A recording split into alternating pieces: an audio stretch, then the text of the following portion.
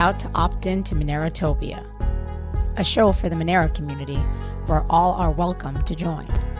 From noob to maxi, no matter what bags you hold. Just sit back and relax to the sweet sounds of Monero's latest progress. Or if you're feeling inspired, join us on stage. Remember, the only thing that can stop Monero is a false belief that it can be stopped. And if you want to win the revolution faster, we recommend you remove your XMR from all custodial exchanges immediately.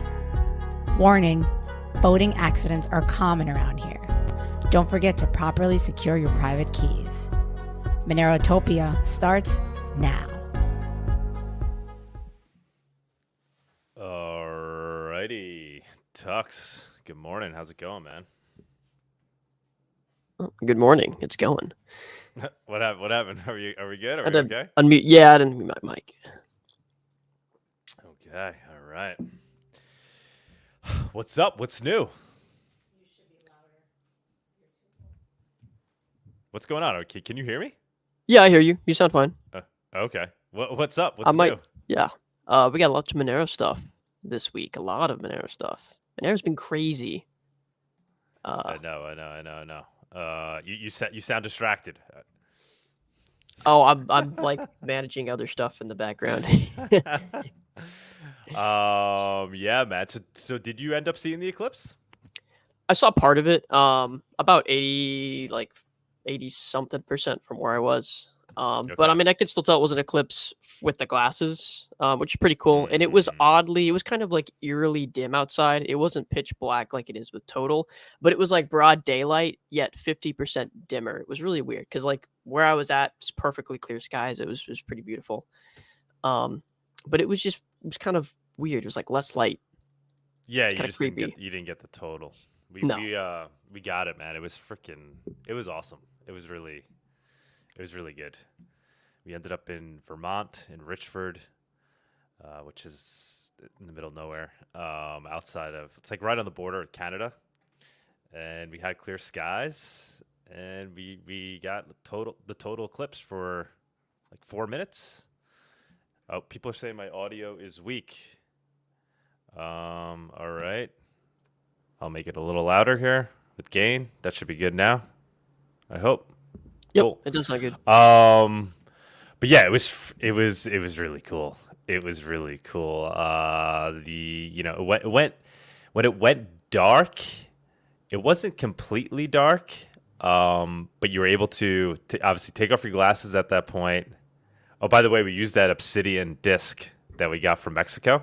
Oh, you did it work?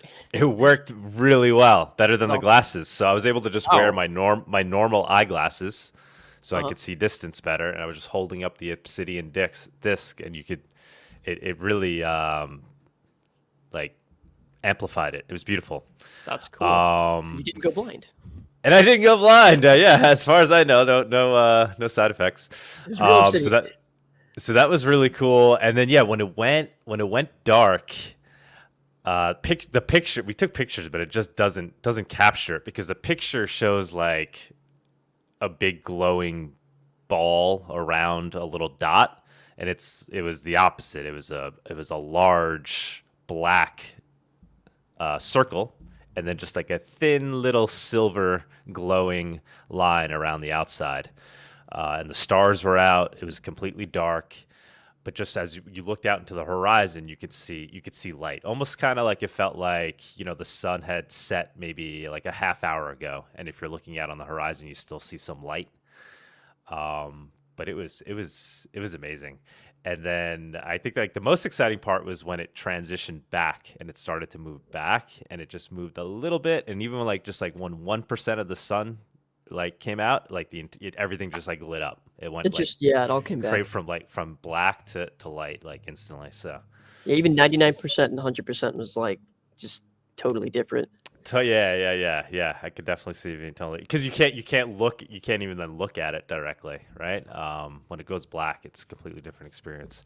I was looking up upcoming solar eclipse, and it's an interesting one. I think it's in 3 years from now. That's going to go across Egypt, and they're going to get like a 6-minute total blackout. Wow. and it's going to go right over, the ruins of Egypt. I mean, that sounds, I don't know, that sounds pretty amazing. So maybe we have Monerotopia. We plan Monerotopia around an eclipse. Get your Monero eclipse glasses. That'd be exciting. That'd be a little hard. It would probably be a lot of work, in a lot of like forest location just for the clips, and it would. It wouldn't be that. It wouldn't be that hard. Just Egypt, 2020, whatever. It's 3 years from now, I think. Yeah, 2027. Oh. Okay, yeah. I mean, you have 3 years of time. There you go. And you have pretty good guaranteed weather. I mean, you're in a desert, right? So you're gonna get clear skies. Yeah. And it's gonna be a 6-minute blackout. I don't know. That's pretty long. Yeah.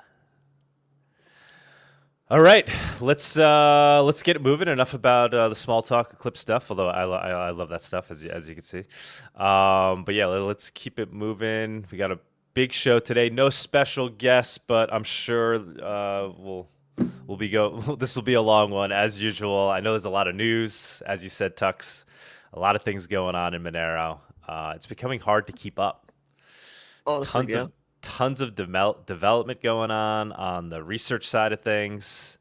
Anybody who's been paying attention to the forums there, we had Luke Parker on last week, and that was an amazing rundown he gave to all of us on what he's looking to do with regards to implementing full membership proofs before Seraphis. It's no longer theoretical. It's coming into action. We'll see if he could actually achieve what he's setting out to do.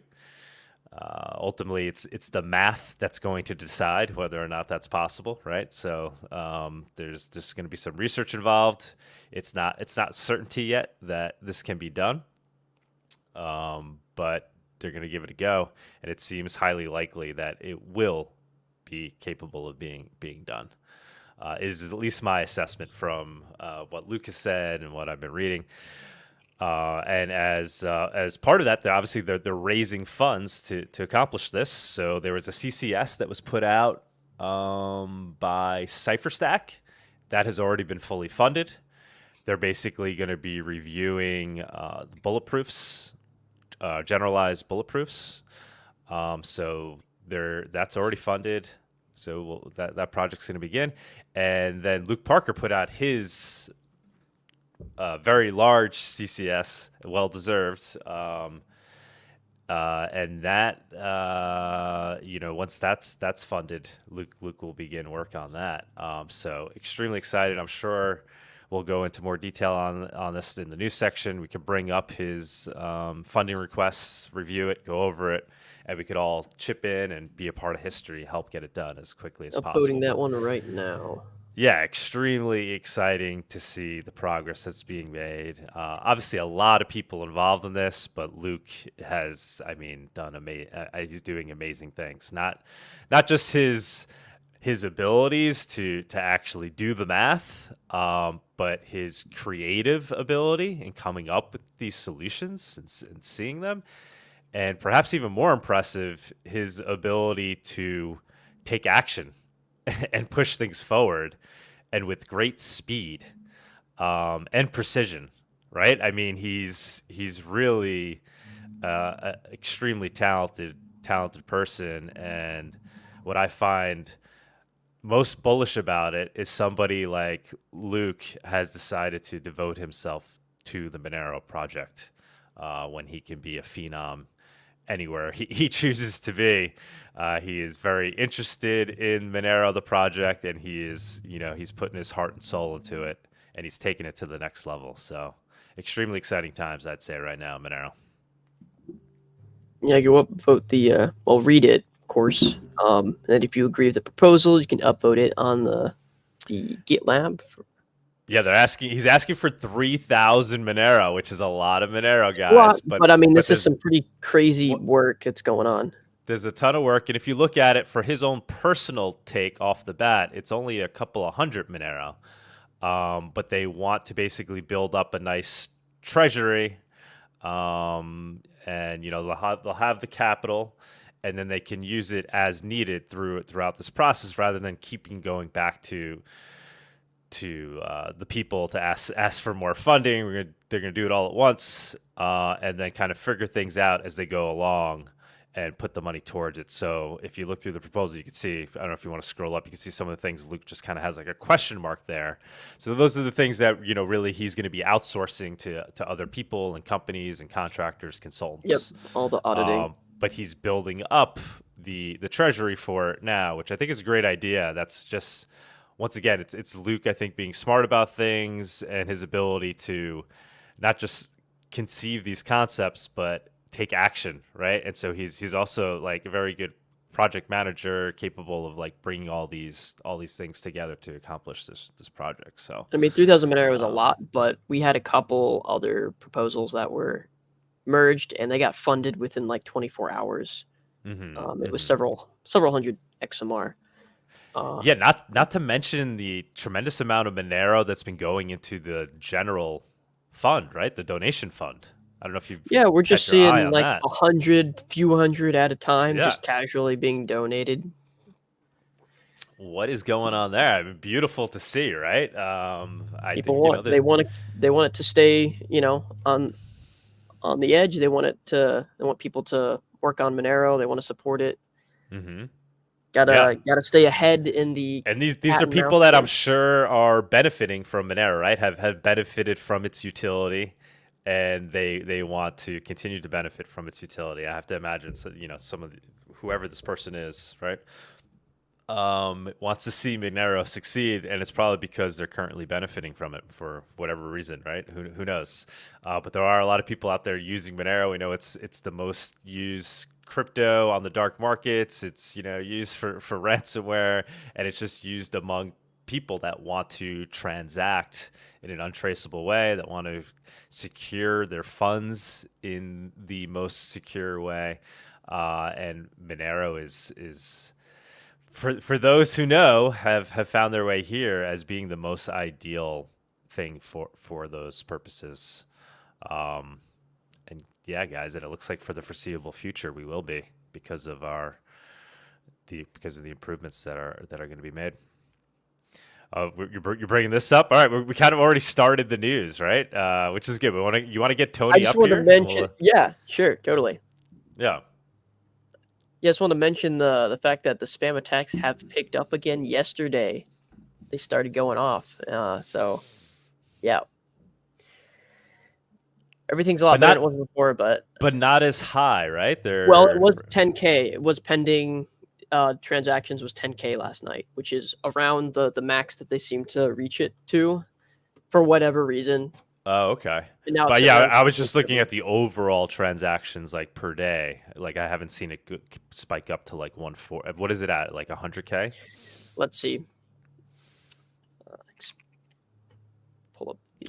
By the way, we're gonna have that image or that app running on the Nodo. By the way, so in addition to the news coming across the Monero Nodo, we'll have that little depiction of the Monero family jumping on the bus. It's climbing back up. 67K, 71K. Okay, but still not as high. Interesting. But I guess you said that it's really more about how many transactions are lined up, right? At any given time, and you're saying they haven't gone over 10K?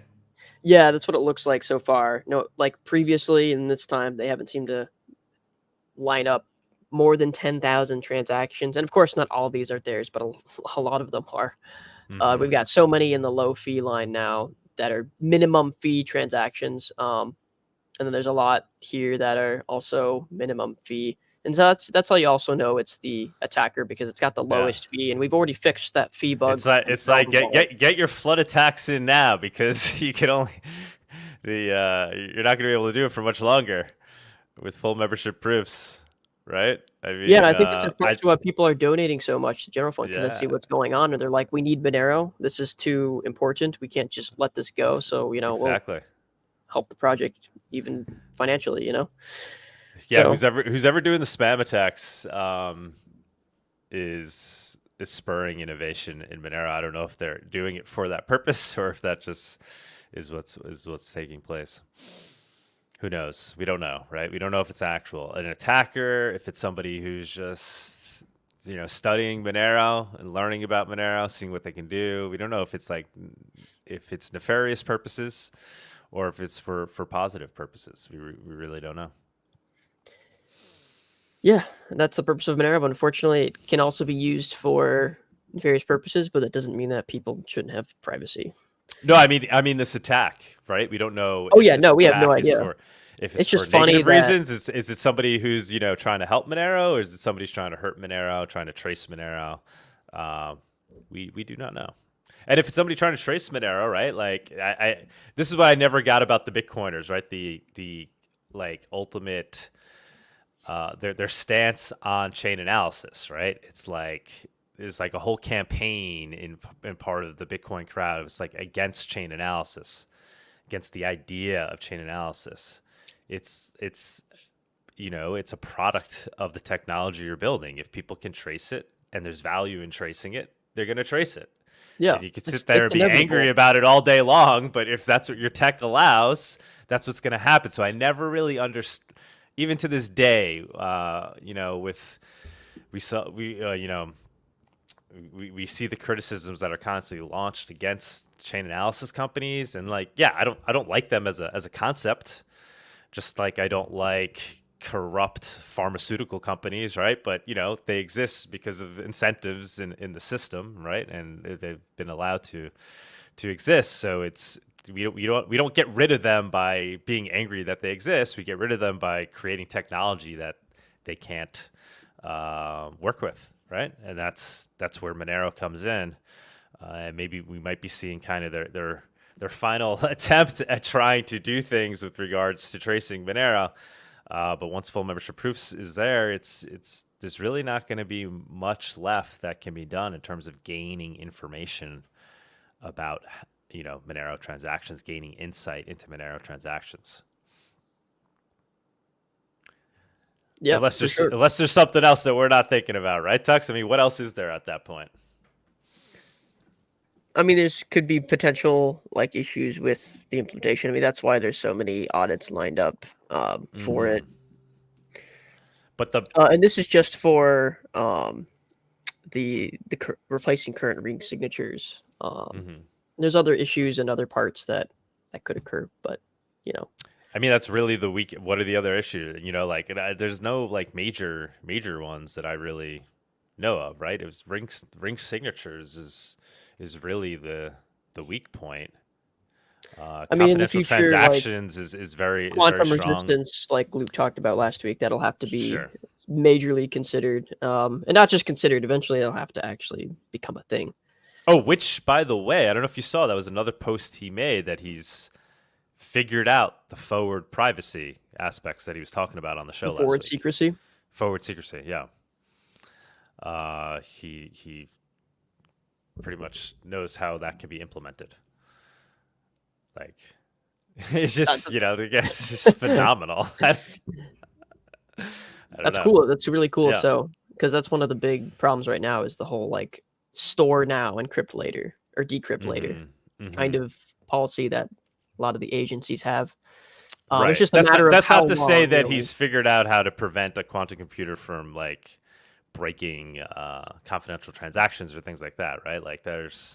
But that's so far down the line as far as I understand.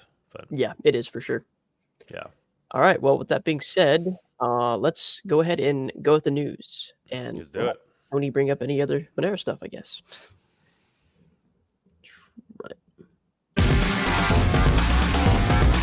And now for our weekly news segment.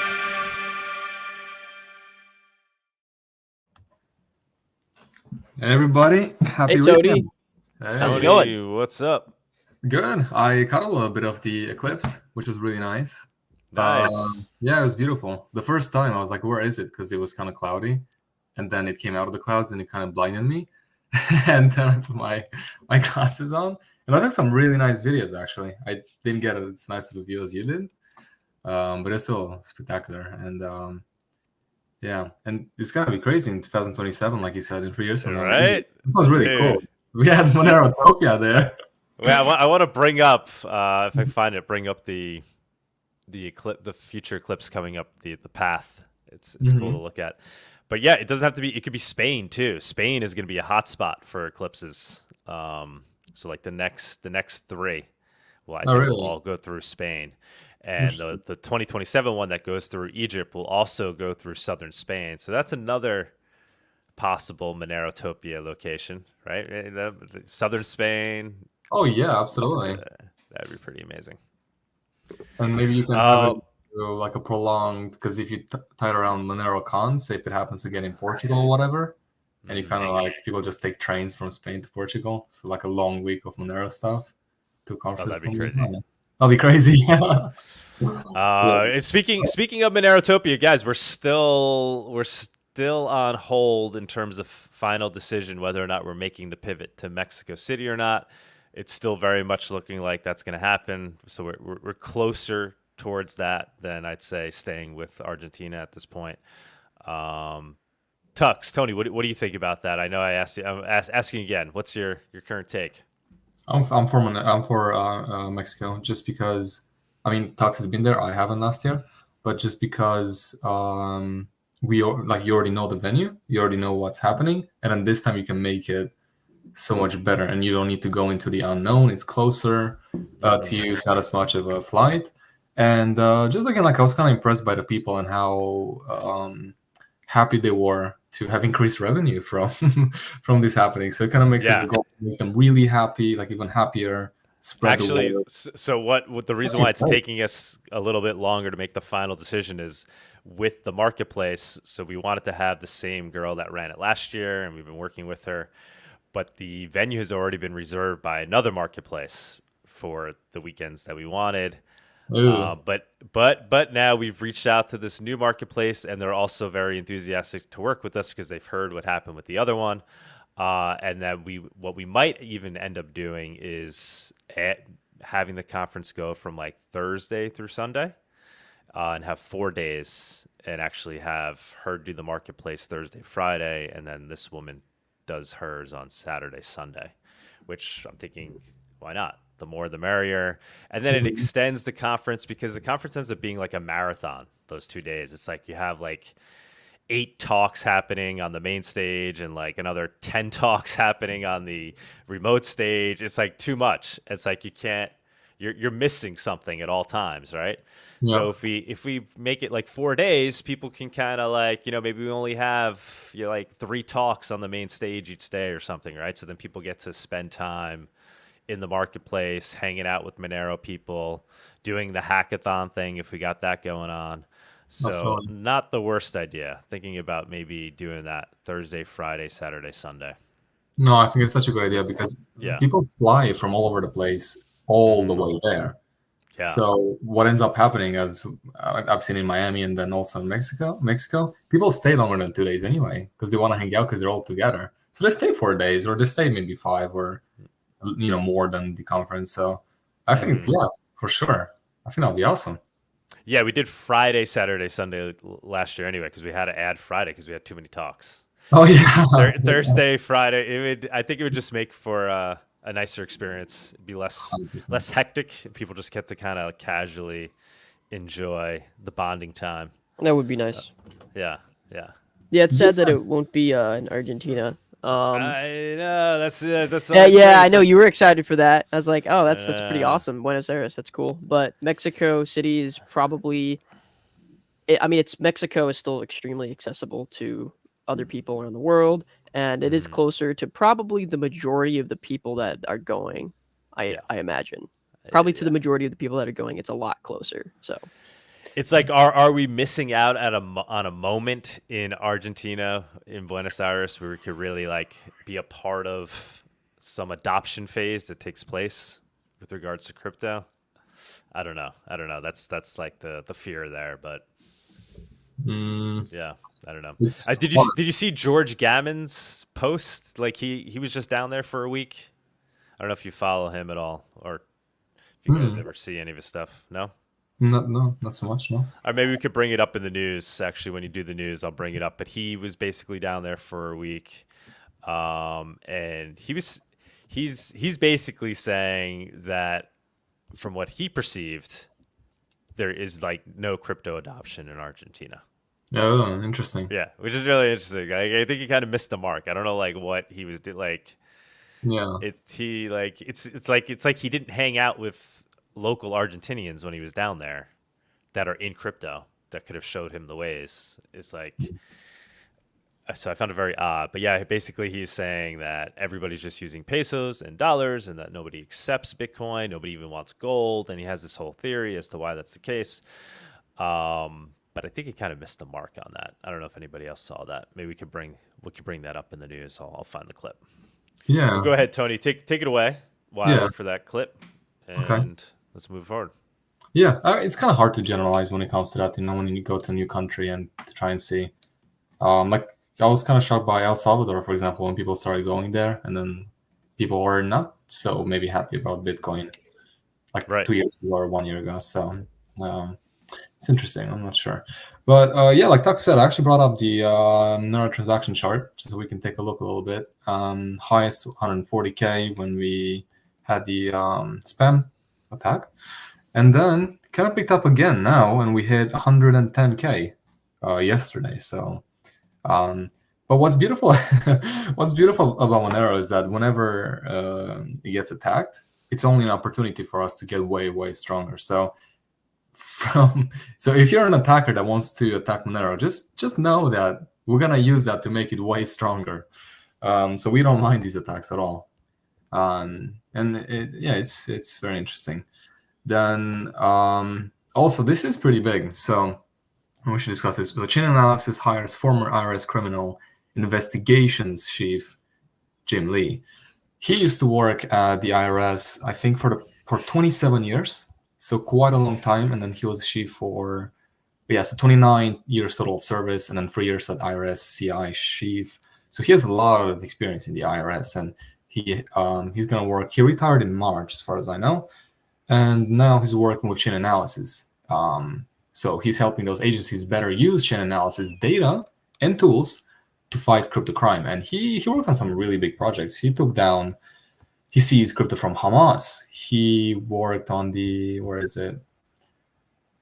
Where he talks about the Hydra darknet market. Yes, so he helped take the Hydra marketplace and Welcome to Video, which had a lot of child abuse and sexual exploitation. So he worked on a lot of really big projects, and he was successful in it.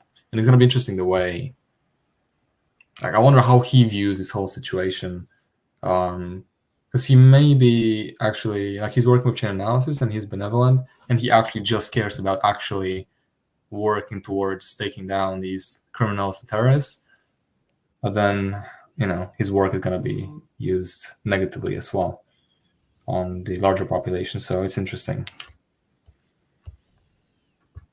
Then this one was cool. So good times ahead of running a Monero node from home. Researchers unlock fiber optic connection 1.2 million times faster than broadband. And people are excited in the comments. Sheila wrote 1.2 million times faster. Holy guacamole. I don't think my little brain can even imagine that. That used to be. Yeah, I mean, this is this is a big deal, right? Because one of the things that's often discussed is the scalability of Monero, and what Arctic kind of always points out as being the thing that potentially holds up Monero's ability to scale is internet bandwidth, particularly for upload on the upload side. So if this is actually real, and it appears to be, I don't know how long it's going to take for it to essentially be implemented where we start to feel the effects of this evolution, but it's going to make Monero's scaling issues kind of go away overnight in that regard in terms of internet bandwidth issues. So that's tremendous. It's always been, right, the theory, right, that the technology will catch up and internet is going to get, internet will improve and storage space will improve, but now we're seeing it happen in real time in a big way. So that's super exciting. So they say that in the average American household, any download rate is above roughly 242 megabytes per second. Now, In the UK, in Aston University, they recently managed to coax about 1.2 million times that rate using a single fiber optic cable. So what does it mean? The international team achieved a data transfer rate of not gigabytes, but 301 terabits, or 301 million megabits per second, by accessing new wavelength bands normally unreachable in existing optical fibers.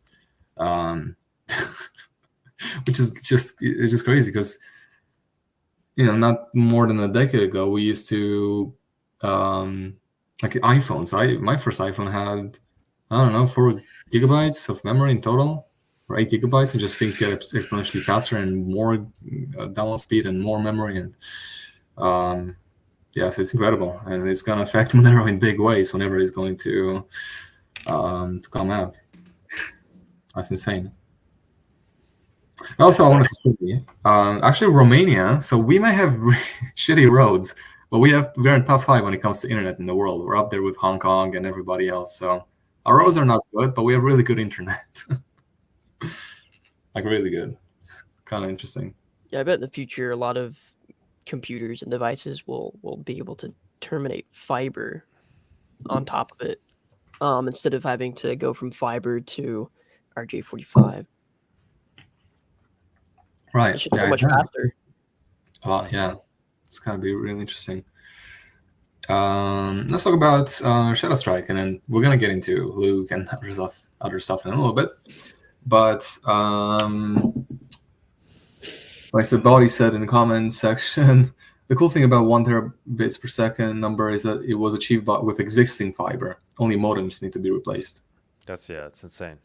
I mean, this is not something that your phones, or like even your desktop computer would probably be able. Like right now, current internet speeds are very achievable for any device, but like terabits per second, that's like the amount of processing power required to handle that amount of traffic is insane.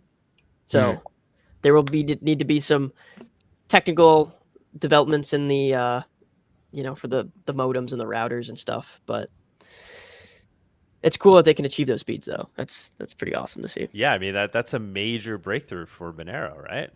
I mean, my understanding is that's kind of the biggest impediment to Monero's ability to scale is the upload bandwidth. Mm-hmm. I mean, the question is though, how much are these like second or third world countries going to improve in their internet? Because the biggest problem I see right now is the ability for people in other countries that have very poor internet, very poor coverage, the ability for them to sync. Mm-hmm. Yeah, well, we'd have to see improvement globally, right? Yeah, we'd have to see. Obviously, you're always going to have areas that are much further ahead than others, but I think the average is going to go up for sure. I think the average for sure too, because if not, and if the larger countries just develop, it's going to be pretty much night and day. When it comes to development, like we're going to look like aliens when you go to other places, essentially. But yeah, cool stuff. Now let's talk about Shadowstrike. So Shadowstrike is a Monero to Bitcoin Lightning payment service. Load up your Tor browser and try it out. Go as low as you want. Top limit of 0.25 XMR for 0 count transactions. This is really new code. Please try it and give feedback. Why Bitcoin Lightning? You wonder. Hard to obtain. Instant transactions, non-public transactions. Large amount of merchant exchanges accepted, but don't accept Monero. With Monero as the payment and only routing over Tor, the site can see who the sender is or the wallet history. You can see where the payment goes through. The receiver of the LN payment can see that the payment is coming from Monero, thus removing chance of taint. Additionally, this is an experimental run. It doesn't have big channels. I need to see how it fares with concurrent users. And Vic wrote, cool, when we have Lightning in Cake, we'll have XMR to Lightning swap payments. So that's interesting development. Then this is huge. Like, I can't believe it's been almost 10 years of Monero. And that's going to be on April 18th. It's really big. So my second child.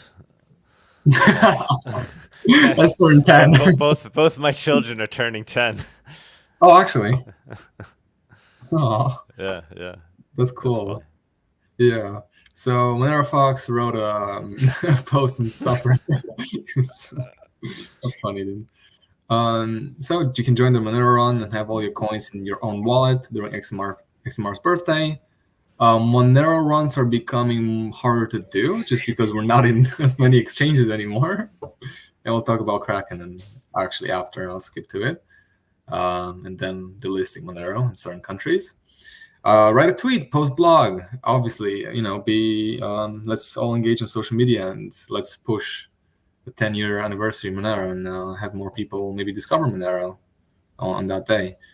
Turn your computer, start mining, buy something from a store using Monero. Just use Monero essentially and celebrate it. Because 10 years ago, something that actually has the potential to give people hope has been born. So really cool. What is April 18th actually? What day is it? 18th. That's that's a good question. Thursday. It's next Thursday. Yeah, I guess next week. Maybe we'll do our Monerotopia show on Thursday night. Yeah, or something at least like even small, because it's a big thing. Who should we get a special? We need like Fluffy Pony to come on, a special guest, or some old school Monero. Binary Absolutely. Fate. That'd be awesome. We get Binary to come on.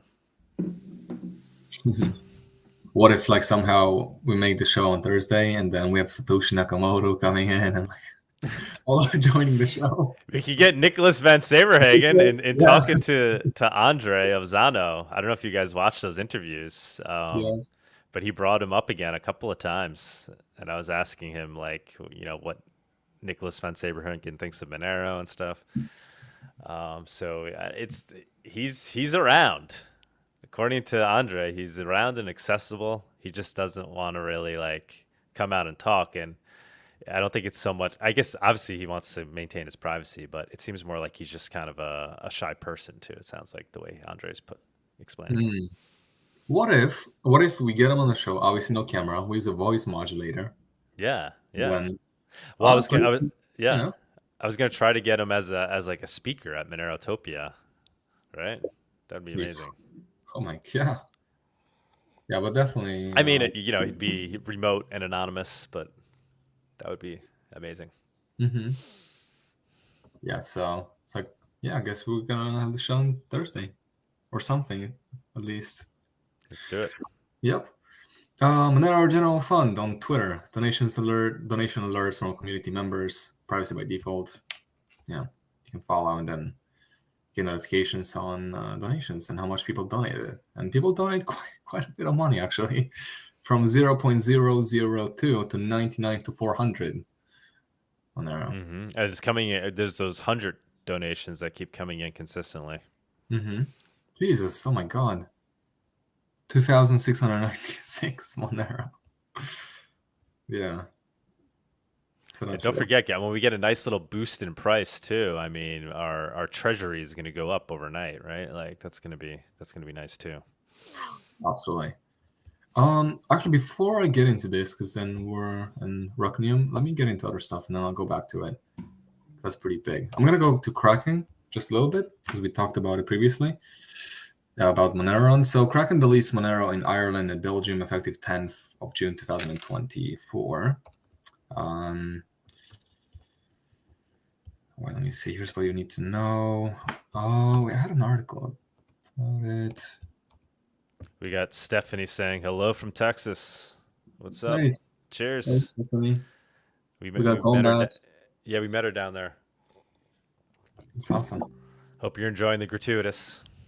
There's about some legislation or something that has been passed, I think, in Europe, and but it's interesting. Just in Ireland and Belgium. So, if you're in Europe, you can still get Monero and Kraken. I think the UK, so Ireland, Belgium, and UK, I think you can't. I'm pretty sure, and then the rest. Yeah, this is big news. Yeah, I was trying to get somebody to come up and talk about that this week. Somebody, who lives in one of these areas that wants to jump on. So if you're out there, come on up during Viewers on Stage. Mm-hmm. We want to hear about the delist. So it's Belgium and Ireland. We have. Maybe I'll try to get some. I know some people from Ireland. I think. Yeah. Anybody wants to jump up and give us the lowdown. But yep, more of the same, right? But Kraken was kind of Kraken was our safe space. It's really our final, refuge, right? In terms of being connected to centralized exchanges is Kraken. So Kraken is starting to crack. There are a couple others in European regions, but in the U.S., Kraken's like pretty much the only big player. Yeah. Which, so we'll see if they hang strong in the U.S. I mean, that'd be crazy. That'd be crazy if Kraken delists in the U.S. I don't know, guys. The congressional run might start again if I see that happening. I don't know. I'm not going to stand on the sidelines, guys. I'm not going down without a fight. There's no federal regulations against it yet, but New York as a state now can't sell it there, but they can sell it anywhere else in the United States. So yeah, in New York, it's never been legal to list Monero on an exchange in New York. That's crazy. Well, I shouldn't say that, right? I mean, before the regulations. No, they've never done it, right? You need a bit license in New York. No exchange currently lists Monero in New York, but it's just never been tested. No exchange has really tried to do it and work through the regulations with the regulators. I'm of the theory that we can list Monero here in New York. It's just nobody's tried to go through the process of doing it. As crazy as it sounds. I've spoken to Vic about this, many times in the past. Keeping New York cut out of Monero has definitely hurt Monero's growth in terms of liquidity and people being able to get into it for sure. I think so for sure, just because of the way New York is, because it's very like cash dominant, you have little shops everywhere. Yeah, I mean a lot of the money that went into Bitcoin early, a lot of it was coming out of New York. Well, I think we need to start panning towards the developments in decentralized exchanges and of course, things like Haveno, because I mean having it on centralized exchanges is like that is like a big part for, I mean, Binance is debatable, but at least for Kraken, for liquidity, that's kind of a big deal, and it's just a place where like millions of people already have account on, so it's like, oh, Monero's there, they can just buy it right there. Yeah. But I think this year, next year, these centralized exchanges will definitely take off, and not just for Monero purposes, but for other cryptos and other projects too. So yeah, it's another example of Monero being forced to evolve, right? We see these flood attacks, and what's Monero doing? It's upgrading its ring signatures, right? It's rushing now to do it. We see these delistings happening, and what's Monero ecosystem doing? It's rushing to improve the ability to on-ramp and off-ramp in decentralized ways, right? Yeah, like you said, Haveno they launched, right? Yeah, we'll talk about it after, actually. Okay. Sort of. Yeah. Not quite. Sarai is like right there, although I don't know how with Luke putting all his effort now in full membership, I have to imagine like he's gonna have to, I don't know, move away from Sarai for a moment, but I know that's super close. Tux, do you have any insight into how close that is to being completed? The testnet's going to be launched again it's going to be relaunched next week. The testnet. So it's like right there. It's crazy. I mean, it still has a lot of work, but okay. We need to clone this guy. We gotta clone Luke. Yeah, this guy, he's like doing some of the most important stuff in the space right now, and it's just like, well, because there's only so many people. Yeah, there's only so many people that can do it, right? In the world, right? That have all those skill sets and the desire. But yes, we're all very thankful that Luke decides to take his time for this small little niche crypto project. This shadowy programmer. Yeah. So. Yeah. Also, like, what's impressive about him is his age. He's young, right? Like, oh my god, yeah. He's 19, 20 or something. I don't know. Yeah. He's young, so that's also really impressive. Yeah. One more thing on Kraken. So not only the listings, but more KYC coming our way. So, what's new? Additional identification required. If you're a non-Spanish national, foreign's identity card. If you're a Spanish national, bring more stuff. Complete an so this is new. I think, because I haven't really used Kraken. A video type check with which ensures the face presented to a device belongs to a live human being. So you gotta open your camera and make a little video, and then refresh proof of address. Provide a document evidencing your proof of address. So a document evidencing your proof of address. So quite a lot of stuff. Your ID, proof of address, a video of you, all this stuff. We have seen that people have been able to bypass the video using AI. And then actually, which is crazy, so you can actually use AI to make yourself an ID that looks really realistic. And it's been able to actually fool these platforms as well. So yeah, I guess in the future that's gonna be the leeway. Don't take it from me. I didn't say that, okay? But just saying that that's gonna be a thing because people have already done it. But you didn't hear that from me, so. All right, Haveno, let's do a bit of Haveno. Then we'll go into full membership proofs and stuff like that. So Haveno 1.0 has been released today. Where is it? Untraceable posted a tweet. He said Monero delisted from Kraken for Ireland and Belgium 2 months after he tweeted privacy is not a crime. In other news, Haveno version 1.0 has been tagged a BISC fork for Monero to fiat crypto peer-to-peer trades. So then they wrote what changed and new contributors and stuff like that. So that's exciting. So Haveno's coming too. We have a lot of important development coming on our way.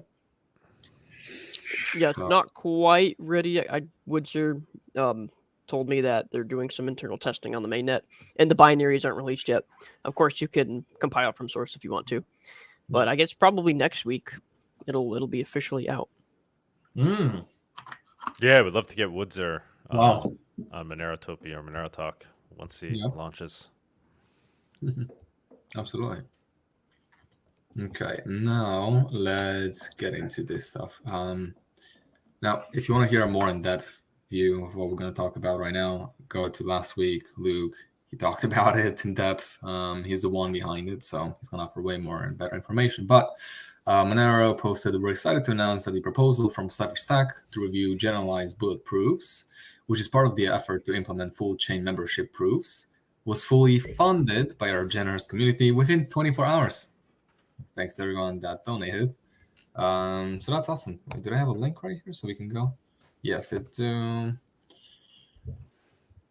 Yeah, so the first milestone has been covered in under 24 hours. It's quite remarkable the way the community gets together and just donates and gets stuff really funded really fast. That's really amazing. But yeah, guys, you use your Monero and donate to these projects and these people because they put in a lot of work, and it's only gonna make Monero better, obviously. So it's kind of like you're investing a little bit as well. Yep. So that's very important what they're doing there. They're reviewing generalized bulletproofs, and that's one necessary component for what needs to be done to move towards full membership proofs. Quick thing, somebody said, sorry to interrupt, somebody said in the comment section, I deal with Kraken all day, every day on my employer's account. Kraken is turning into shit fast. They're introducing lots of bugs and not even responding to questions about these new features anymore. Uh-oh.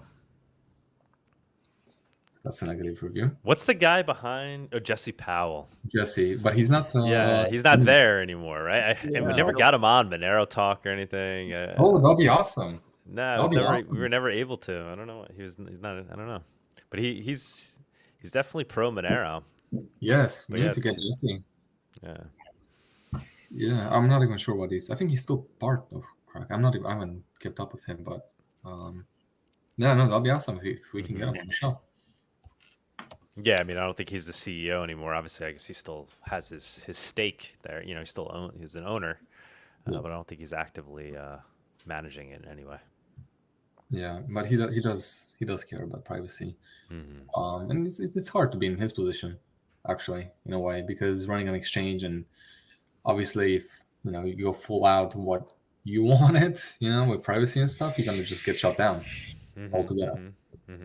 So it's hard to balance it from his side. But he's been outspoken about privacy, and it's probably the only centralized exchange that ever tweeted, at least, privacy is not a crime, or something along those lines. So yeah, I mean, he all kinds of views. He kept Monero on there in the U.S. Coinbase never did that. Coinbase never listed Monero. Yeah. Yep. And for as long as they can. And just like looking at the effort, actually, like they listed Monero, but they try, and you can see that they're trying their best to keep Monero on it, because it's kind of like, in regulation gets better now and more robust and whatever, and you see Monero crippling in certain countries, like you're gonna see in Ireland, Belgium, New York, whatever. But you can see the intention behind it. At least they're trying to have it on as much as they can, as many places. So this post from Monero again. Luke Parker has put forward a proposal to develop, prove, review, and audit full chain membership proofs, a trustless, solution-based, and generalized bulletproofs in Monero. This guy is doing a lot, and again, you should definitely go to last week's talk to learn more about it from Luke himself, which goes in depth into all this stuff. And again, we should make a Monero proposal to clone Luke. We can get him a private chef, so he doesn't have to do anything but just work on this stuff. Yeah, you could bring the proposal up again if you click on that link. Yep. Yeah. So we kind of... Oh, no, that's Generalized Bulletproof. This is it, yeah. This one, right? Yeah, so we mentioned it earlier. Guys, go ahead and donate. This one just dropped. Be part of history here. You were there. You contributed.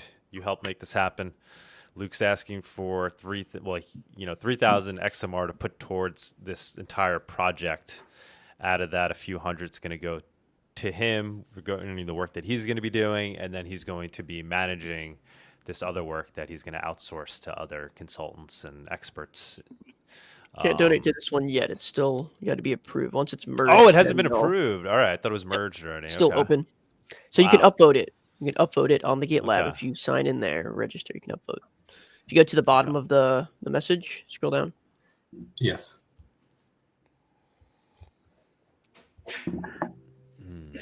There you go. Yep. You can give it a thumbs up if you approve. Give it a thumbs up, Tony. Oh, I'm not signed in actually. So you're not signed in. All right. Well, I'll give it a thumbs up. I would have. It's going to be approved. It's going to be merged. Once it is, send some Monero. Yep, and he's very open, obviously, about the whole thing. Milestone. I just can't, I just can't wait to we're at the day where we're celebrating the launch of the implementation of full membership proofs. I mean, that's gonna be amazing. It's not that far away. Yeah, but just between these stuff happening and the fiber and next year we're gonna have some really interesting stuff. Like just like looking back, and it's amazing. Okay, let's talk about Ruknium now a little bit. We have been talking about him for the past couple of shows just because he's just been doing a lot of work, and it's really amazing. So actually, let's skip and talk about him a little bit. So who is Ruknium? He's done a lot for the community. He's an empirical microeconomist, and he worked on discovering a mining pool misconfiguration, privacy vulnerability report to Exodus wallet, formula for accuracy of guessing Monero real spends using fungibility defects, identification of privacy reducing non-standard transaction fees, analysis of the privacy impact of ordinals, Monero NFTs. He's been on Monerotopia, so a lot of stuff. He's been working in Monero for quite some time, and he's doing amazing stuff. This one specifically, which has 3 milestones, and is in total of 204 Monero. Oh, somebody said you got this restaurant in Kenya. Cool. Except in Monero, and trying to get more exposure here for both Monero and the restaurants. Awesome, Dennis. Cool, man. Yeah, jump up if you'd like to tell us about it. Show us a video of it or something. Yeah, it's very cool. Yeah, in Kenya. That's awesome. So this is more about what happened with the spam attack and him conducting more research, essentially, and then some items to complete the draft research bulletin. He talks about derive the trade-off function between ring size and transaction fees. He's going to work on this with Arctic Mine, I read. I must have read Arctic Mine somewhere. But simulate the combined black marble attack and Dome Edge Mendelssohn decomposition. Estimates any changes in the real spam age distribution during the spam incident. Create a node network crawler that seeks the source of large transaction volume. So he's gonna conduct a lot of research into this thing. Yeah, I mean he's our ring signature improvement expert, right? He's doing these statistical studies of Monero's ring signatures and finding the weak points, and then that information is used to kind of improve our decoy selection algorithm, right? Is end up what's happening. But once again, hopefully these will be problems of the past. And we get full membership proofs, but it's nice to see that we still have people focused on this, because if full membership proofs doesn't come soon enough, we could still continue to improve ring signatures themselves, make sure we're getting the maximum security and privacy out of the current tech that we have. So it's beautiful to see that he's continuing to study and improve them. And actually, I found it. One legend is going to work with another one. So he said, I will work with Arctic Mine to evaluate changes to ring size, fees, and block size scaling parameters, balance privacy, usability, and decentralization. Yeah, I mean, my understanding is they want to kind of, make an improvement before full membership proofs, right? So that we could kind of thwart any attacks now. And the sizes of things are going to go up anyway with full membership proof, so it kind of gets the network ready in that regard. Yeah, so definitely another thing to donate to. I wish I had the GIF open with "Take my money" and the guy from forgot what show. Okay, now this one is interesting. So. It says from Thomas Massey, I think. Massey, Congressman. This is how the Constitution dies. By tie vote, the amendment to require a warrant to spy on Americans goes down in flames. This is sad for America. The Speaker doesn't always vote in the House, but he was a tiebreaker too. He voted against warrants. How crazy is that? That the Speaker had to vote this time. And he used that power. For evil. Right. Yeah, right, against. Right. And he's supposed to stand. I mean, politically, where he stands, that move doesn't align with who he claims to be. Otherwise, I don't know him too well, but he's supposed to be kind of have these conservative ideals, right? I would think liberty, privacy, Fourth Amendment would be part of those ideals, right? Fourth Amendment, kind of a big thing from the perspective of a true conservative that supposedly believes in the Constitution. So yeah, dude, they're all completely bought out. Somebody like this, Thomas Matt, he's the 1%. There's one or two guys in Congress that are just freaking actual legit liberty-loving individuals. He's a real human and not a lizard person. Right. Yeah. He's a cool guy. I think he's like I think he's an engineer. Yes, engineer, farmer. He's an engineer. He's a farmer. I've seen he's invented little contraptions for taking care of his chickens and stuff. He's he's an intelligent guy. He's a Renaissance man, and he's a liberty-loving individual. He's like one of the dudes back in the day, right, during the founding of this country. They were amazing people. Not too many of those people are in politics anymore. They exist as people, but they're not finding their way into politics because it's just so corrupt. They get filtered out.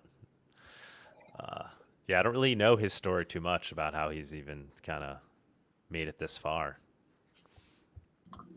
Found a list of the names of the people that voted against, and this is interesting. Yeah, not a surprise. It's fast, it's done. it's illegal now. Yeah, they're gonna now extend. What is it called? What is the actual? Oh, the name of the legislation, or Yeah, that they're extending. I don't know, because I know we kind of discussed this in the past. Yeah, we've talked about it in the past. But I don't know. I know we brought it up before, but it's just like it's one of those things that it's just pure evil. Like, It's basically allows it's like a loophole, like allows the U.S. government to spy on people without having to get a warrant. It's like it's only supposed to be used for foreigners, but effectively there's ways to kind of get around that and look up people's information in databases that the government has access to, and they can do it at will without the need for a warrant. Which was that even necessary? Because if I were them, to be honest, I wouldn't have done that because they're doing it anyway, and then I would have just hidden it under. Well, there's that whole thing too, but so yeah. So it's. Oh yeah, the actual bill to vote on was FISA 702. It was set to expire April 19th. Right. So they extended. So they had FISA. to. Yep. The Foreign Intelligence Surveillance Act, right? So it's this ability to spy on foreigners, but there's loopholes in it wherein they could effectively spy on a lot of U.S. citizens and do it in a way where they don't need to go and get a warrant. There's no due process. There's no process. They could just, essentially start looking up people's information and spying on them, U.S. citizens. But the thing is, it's not just on American citizens, because the top companies in the world that everybody uses globally are in America. Google, Amazon, and they have all this data. So actually, they're spying on the whole world, and they're getting all this data. So it's not only affecting American citizens, but it's affecting the whole world. And I mean, this gives you a little insight into, what if something came before the floor of Congress with regards to banning Monero, right? Have they ever? I don't think. Would you see a similar outcome? I mean, it's kind of a very similar issue at the end of the day. Have they ever said the word Monero in court so far? No, not really. No. Yeah, they haven't uttered the word yet. It bring too much attention to it. Yeah. It's never. They've talked about privacy coins and things like that, but they never. I don't think they've ever said Monero by name in reports and stuff. But I don't think any Congress person has said it by name yet. Mm-hmm. Not as far as I know. On the floor of Congress. Yeah, I don't think so. Yeah, not yet. Got 2 more stuff for this week.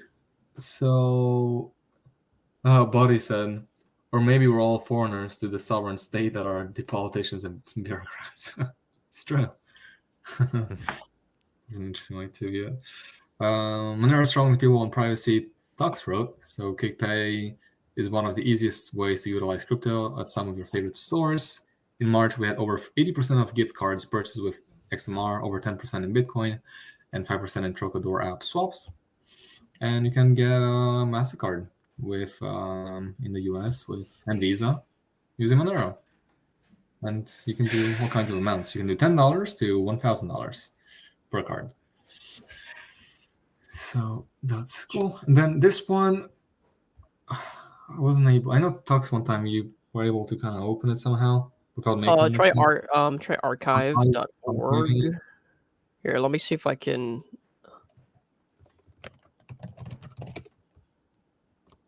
Yeah, just copy that link and paste it in there and see if someone had archived it as a working archive. It tends to work. Wait, no. Yeah, do the one from April 7th. No, you had it, right? Go back. Yep. Now, scroll down, go. Do the first one, April 7th. Stop, scroll up. See April? There you go. Now click on just one of those snapshots. Probably the first one. That's right. Okay.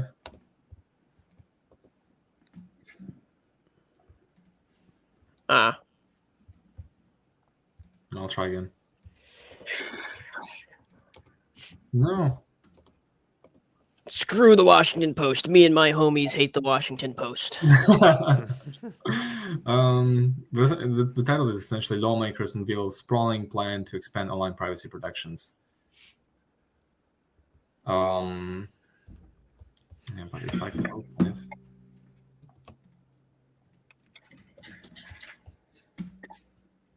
I got it. I got You it. got it? I'll go ahead and share my screen. Okay, cool. I'm going to stop mine. That was the last thing. Sometimes my VPN does it, sometimes it doesn't, but it did work this time. So nice.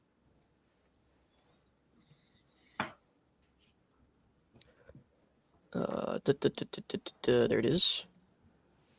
Bam. All right, here we go. Okay, let's take a look. So,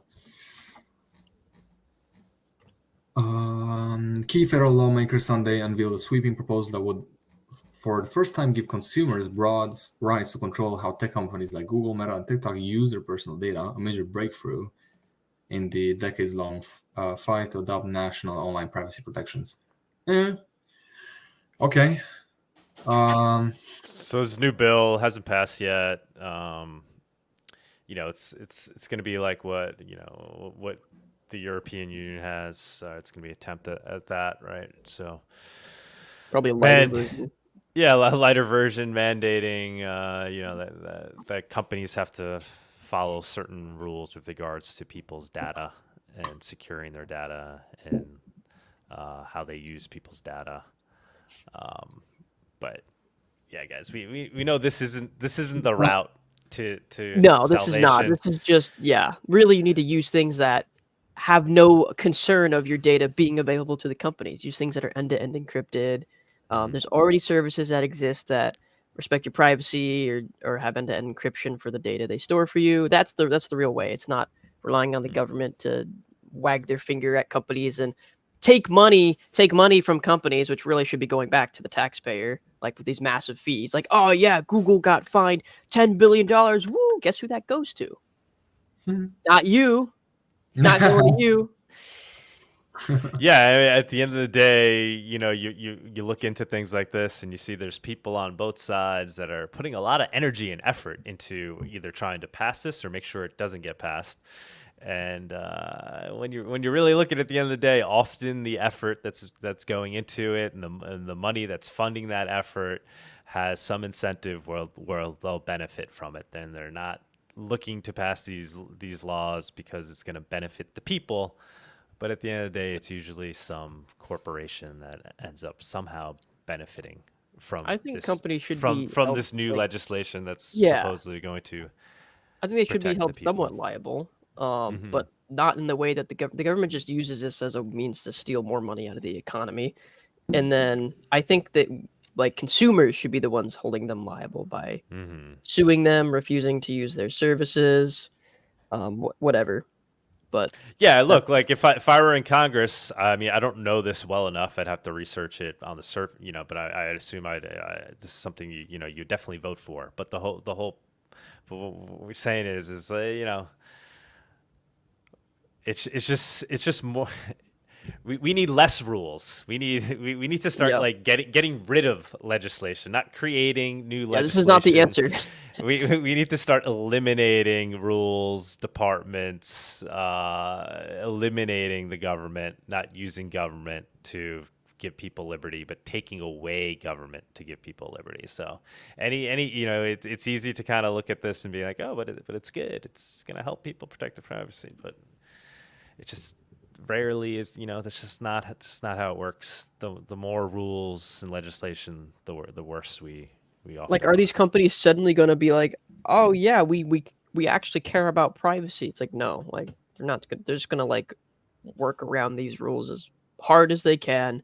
And right, it'll be hard for certain companies to work around it, and other companies will be somehow easier for them to work around it, right? And they'll be benefiting. It'll give them competitive advantage, and it's like what we see with any of these other mandates that come out that are supposed to protect the people from corporations. It's like just some small swath of those corporations end up benefiting even more. But with your wallets, people. Yeah. But here's the thing. So Google all these platforms that are free, but why are they free? Because you're the product, like you're the data. So you're a gold mine, actually. So then if that's going to happen, what if maybe, I mean, that'll be cool. I don't think you're going to do it, but what if you pay to use Google, whatever, and then you get to just need your data? But I don't think they're going to be happy with that. Even That's if they what make Facebook. That's what Facebook said. Is that if you pay, you won't sell your data, and that turned out to not be true. Yeah. These companies they're not going to, like, no matter what, they're too far gone. Nothing's going to change for the good ultimately. You just have to use something else. Yeah, the incentives are always towards corruption in the, so that's the way it's going to be. So we have to create tools that essentially can't be corrupted and taken advantage of. Which is what we're talking about here every week.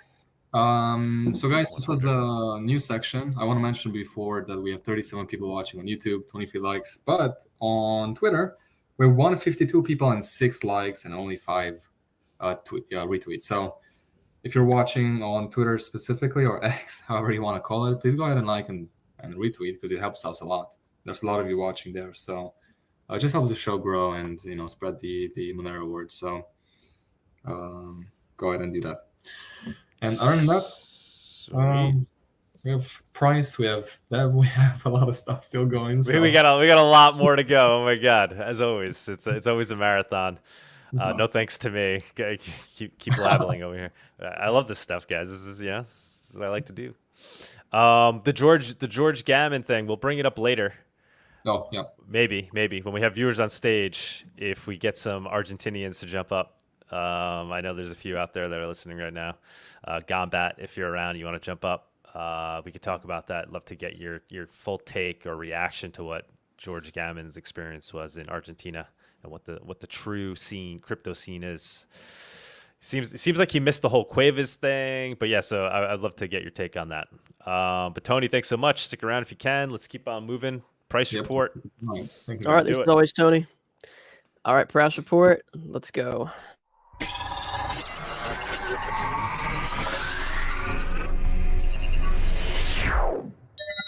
The Monerotopia Price Report segment is sponsored by Local Monero.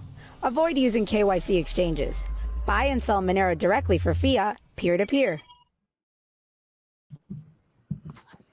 Hey, guys. Bawdy. Hey, Bawdy, what's going on, man? Just chilling.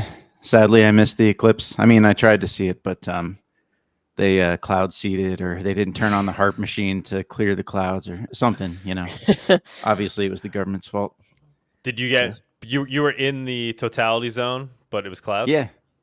I went to what was that experience? So it must have gotten pitch dark then, right?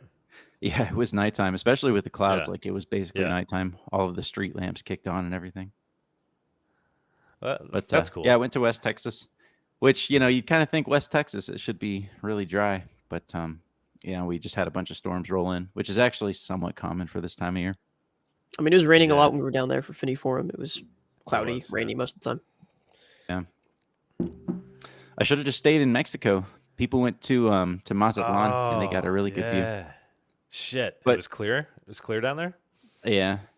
I've seen an eclipse. I've seen a total eclipse before, though. I went to Jackson Hole in 2017, and that's kind of how I knew it was something else, right? It wasn't just like, when you were in school and you used the glasses and you're like, oh, wow, it's 85% or it's 50%, right? Like, completely different experience. I wanted to try and get my my nieces and nephews to be able to see it. They're still kids, so I wanted them to hopefully see it. But the weather wasn't compliant, or the weather gods, or the gods of the weather. Yeah, my daughter. I brought my daughter, and it was definitely an experience. I told her, well, we'll see another one maybe in 30 years. Although, unless we go to Egypt, I think that's. Did you see that, Bawdy? Did you look at the ones that are coming up? I saw one. Three that are going through Spain. Yeah, I saw that one. Is that the same one going through Egypt? Yeah. Three. That one. There's one in three. There's like 3 different eclipses that will be happening in the next. I think like all within the next 5 years, and they're all going through Spain. I remember after 2017, I think it was like maybe it was 2019 or 2020. There was supposed to be an eclipse in Argentina, and I was like, that's it. I'm going to fly down to Argentina. And then I was like, never really made it down there. Yeah, it's hard to find the Yeah, so all I'm effort. saying is we'll see, how the inertia feels when Spain and Egypt come around. What year did you say that was? 25, 26? I think it's 27. Oh, okay. Yeah. I mean, I've been meaning to take kind of a long Europe tour for a long time. So, like go there for 2 or 3 months and just kind of explore around Europe. Yeah, especially if you have, maybe do a Monerotopia there, southern Spain. Beautiful place.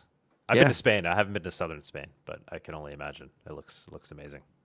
What about like oh, you mean like do it during the eclipse? Yeah. Egypt would be cool too. And that's like guaranteed clear skies. I mean, unless you have like a sandstorm or something, but Could always hop in an airplane and try and get above the clouds or a sandstorm that way. But yeah, man, take it away. Take it away. Cool. Yeah. So we had kind of a price drop across the board. I guess it was yesterday or maybe recently, like this week, at the end of this week, which really wasn't that big a deal. So we're on the 1 hour chart here. This is Bitcoin.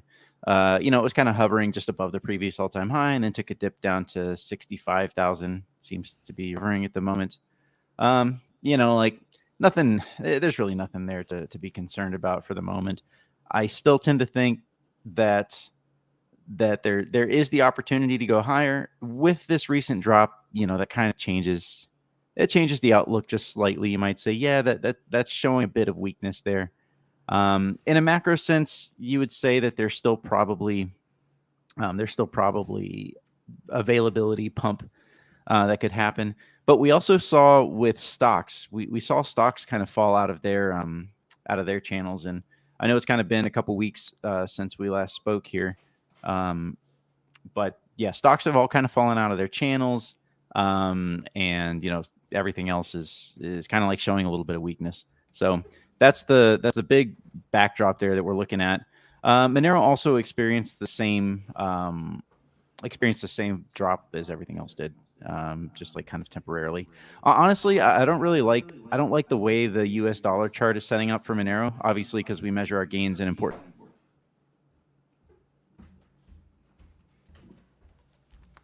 Oh, what happened? I think Bawdy dropped off.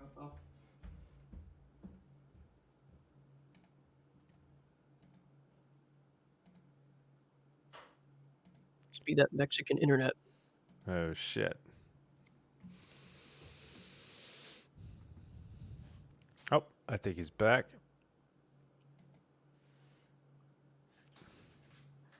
Is he back?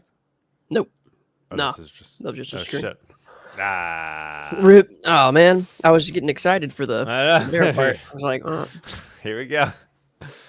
because I was looking at this last night, and it seems like Monero was actually holding up pretty well. Oh, he had a kernel panic. 2 minutes. He'll be back in just a minute. Oh shit. Yeah, I wanted to ask him too, like with this Kraken delisting that we're seeing, did we see kind of that get in the price? Like, was there a little drop? I wonder if there was a drop earlier before the news was announced. People that kind of saw it coming. Honestly, I didn't see one. I've been paying attention to it a bit for the past week, and Monero's drop from yesterday's correction was actually not too bad. It was not as bad. Like most of these altcoins had 10% at least 10%. Monero was only around at the lowest it did go above 10%, but it quickly came back up, and now it's sitting around 5 to 6% down from previous day. So that's not bad. Litecoin's down 10%, Bitcoin Cash is down 9%, Zcash is down 10%, Doge is down 10%. I mean, who cares about Doge anyway? Apparently a lot of people do. Which is just insane. But yeah, I mean the delistings have definitely, they definitely hurt Monero's price, but that's like kind of all priced in at this point. There's not much more downward not pressure that could much. happen with delisting. So There it's could be like, regulation that specifically bans the use of privacy coins or holding it or whatever, but like they can't enforce that. It's unenforceable to a degree. All right, looks like Body's back. Welcome back, Body's Body. We took over the price report. Yeah, I had a kernel panic. I don't know what the hell. I'm running some experimental software to try and segregate my displays, but I turned that all off. And then I restarted my computer, so it shouldn't be running. But anyways, I seem to have a kernel panic anyways. This is the problem of like building a system on your daily driver system. It do be like that. Yeah, like, I mean, in an ideal sense, I would just have a totally separate system that I use for development. But the problem is, like, in the process of using the system, I find the bugs that are there. So it is what it is. Kind of weird, though. I just definitely did not expect to get, because I had a kernel panic earlier this morning, and then I reset everything and turned it all off. So maybe, I don't know. Hang on, I'm still pulling up my charts here. Yeah, Buddy, we were just talking about like how Monero has fared compared to other cryptos with regards to like the downturn, if it's fared better or worse. I mean, if I'm just looking like, just like looking at CoinGecko at the 7-day and sorting by, like there's coins that have gone up over the past 7 days, but it's all these like projects you never heard of, like these little freaking, I don't know, little pump and dump things. And like in terms of real projects, it's like you see like Bitcoin, Ethereum, Monero. Like, come on, guys, whiff, like, dog whiff hat, Pepe, Yeah. Whatever. Where did I leave you guys? Like Jamsy coin was We're up looking at Monero. 17.9% the last 17 days. What the hell is Jamsy coin? Yeah, I actually have a note here to talk a little bit about some of the differences we've seen with XMR performance versus other stuff. Yeah. So we'll get there. It's interesting. Like you see some of these shitcoins that have, and privacy shitcoins that will just pump 80%, 100 to 300%, and Monero gets none of that action.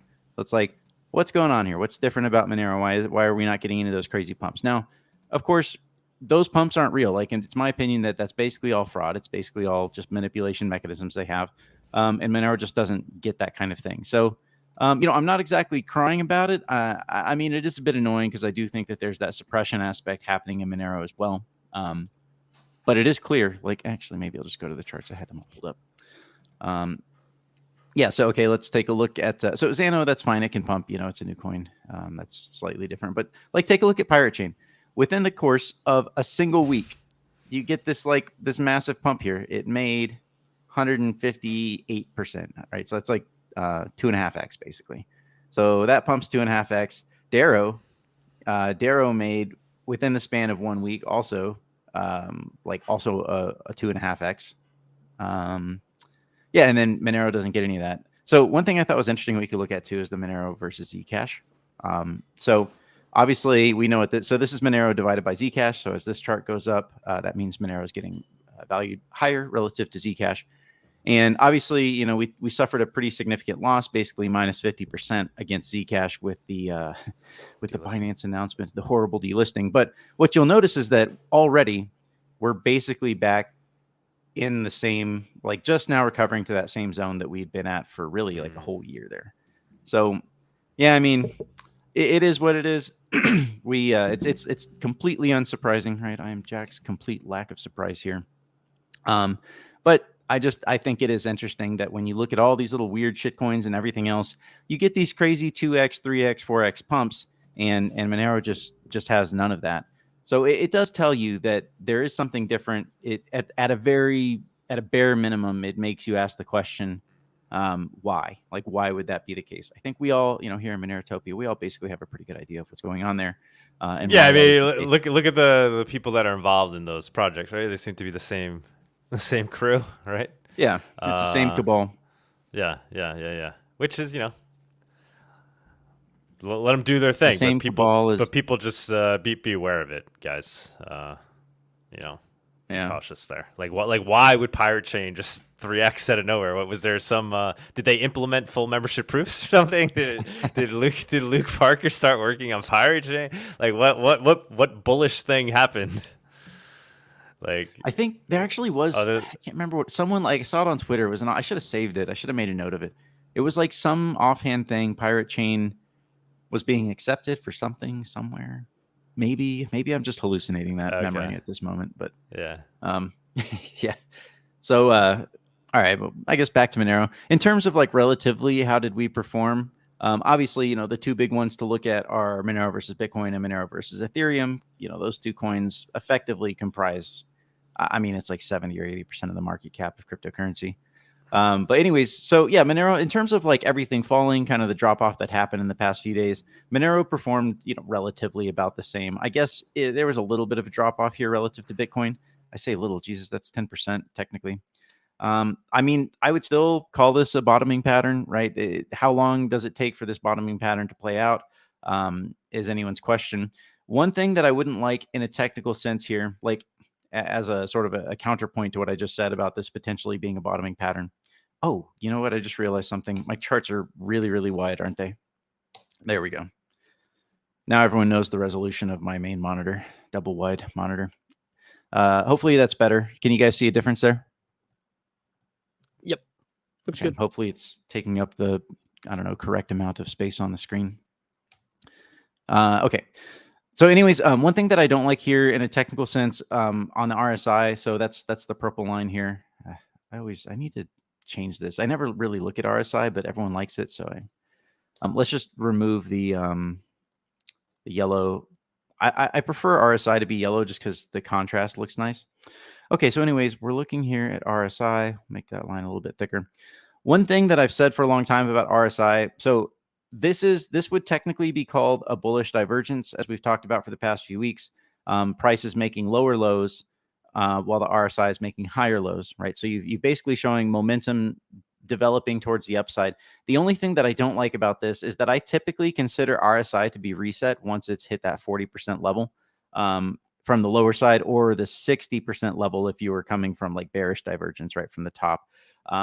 So in a sense, you might say that RSI has been reset, although this pattern has been developing for a while now. So it's possible we could go to the weekly here.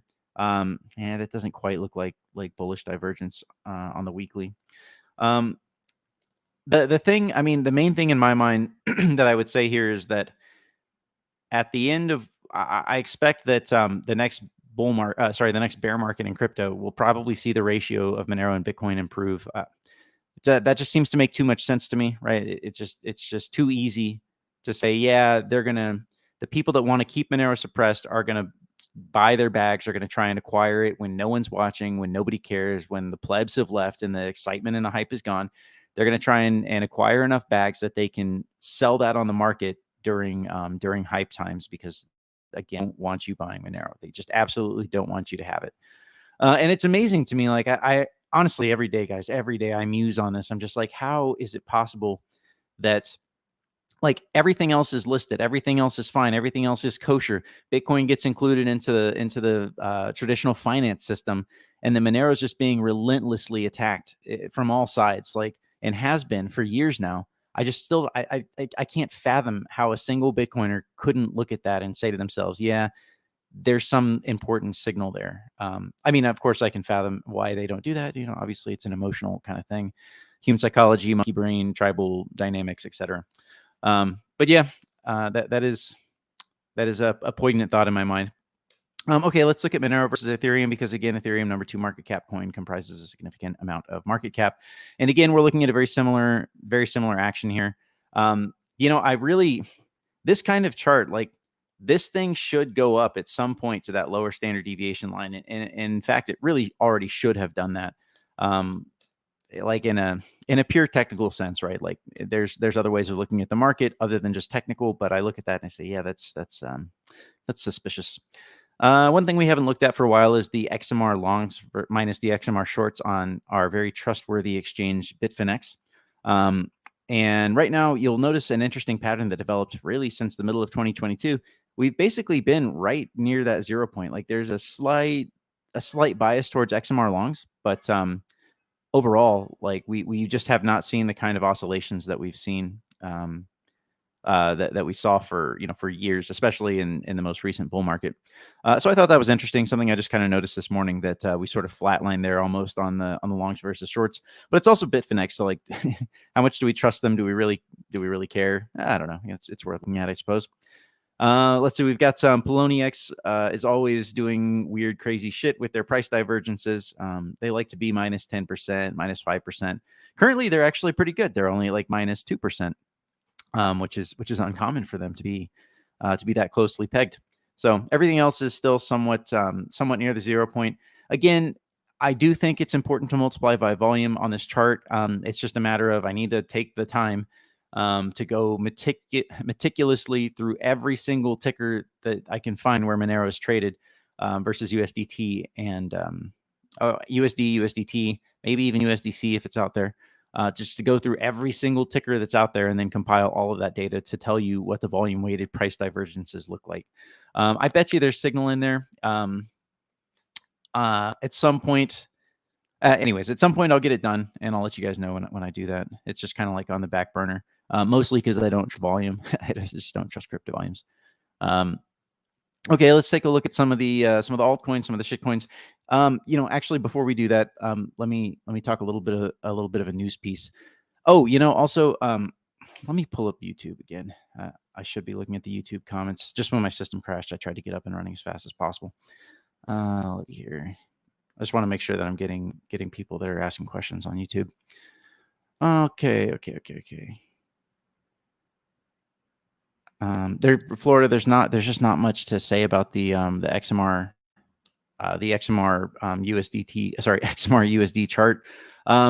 I would say at the moment, I don't like the way this chart looks in terms of the wave magic, in terms of these standard deviation lines. I don't like that we're like now trending below the orange bands here. That's not a good sign. If the rest of the crypto market starts to pull back, Monero is going to suffer the effects of broadly any major pullbacks in crypto. Or bear markets, right? Like, it's possible. Who knows? This could be the top, and we could be going for a bear market here for the next year. That's totally possible. I don't necessarily think that's the highest probability thing at the moment, but it's certainly not a remote possibility. And given that, I just don't like the way the chart is currently set up with Monero trending below these bands. Maybe Monero doesn't have to follow nearly as much down with the rest of the market. It doesn't seem to be following up with the rest of the market. So I guess we'll just have to wait and see on that. But in terms of the rest of the technicals, like the only thing I could really show you would be like hourly charts, which I haven't prepared any short-term charts on Monero at the moment. I feel like, if I'm being really honest, guys, I don't feel I have an emotional component when it comes to Monero analysis. And I also have a little bit of kind of like the bias of I want to tell you guys good things. And so it biases me when I analyze the Monero chart, which is a reason I don't trade Monero. Like I just try and like keep my hodl. When I have profits, I try and move a portion of those into Monero. So it's kind of like a recognition of my own self limitations in that regard. Maybe I'll try and overcome that and give you some short-term analysis. The other thing too is that I regard short-term technical analysis to be much less reliable than long-term analysis. So in terms of the long-term analysis on Monero's chart here, I guess one thing you could say was interesting is that let's try and draw this line a little bit better. So this line right here, you'll notice that kind of one of the best fit lines we could draw sort of had that wick there. On the delisting, you'll notice that wick basically touched that line. So that could be kind of a good sign in a way that's saying, hey, this line right here really is, like we really are leaving that behind. That's really going to become irrelevant now. And hopefully, we just trend sideways. You'll also notice that we had kind of like a double bottom here. Let's drop a horizontal line there. We double bottomed from the bear market low that happened in June of 2022. So again, that was kind of like an interesting confluence, a place that you might expect to actually hit a low there. At the moment, like overall, I still don't like the way this chart looks, and I could only tell you that from like somewhat of an instinctive perspective here, like just my intuition. Maybe we can try and draw some more pleb lines. This is always dubious, like I'm just doing this in real time with you guys right here. This is something I might do on my own, like just try and draw some pleb lines and see how that looks. Like, okay, maybe there's kind of like a downtrend there. You know, pleb lines were meant to get broken. I guess we go back to the daily.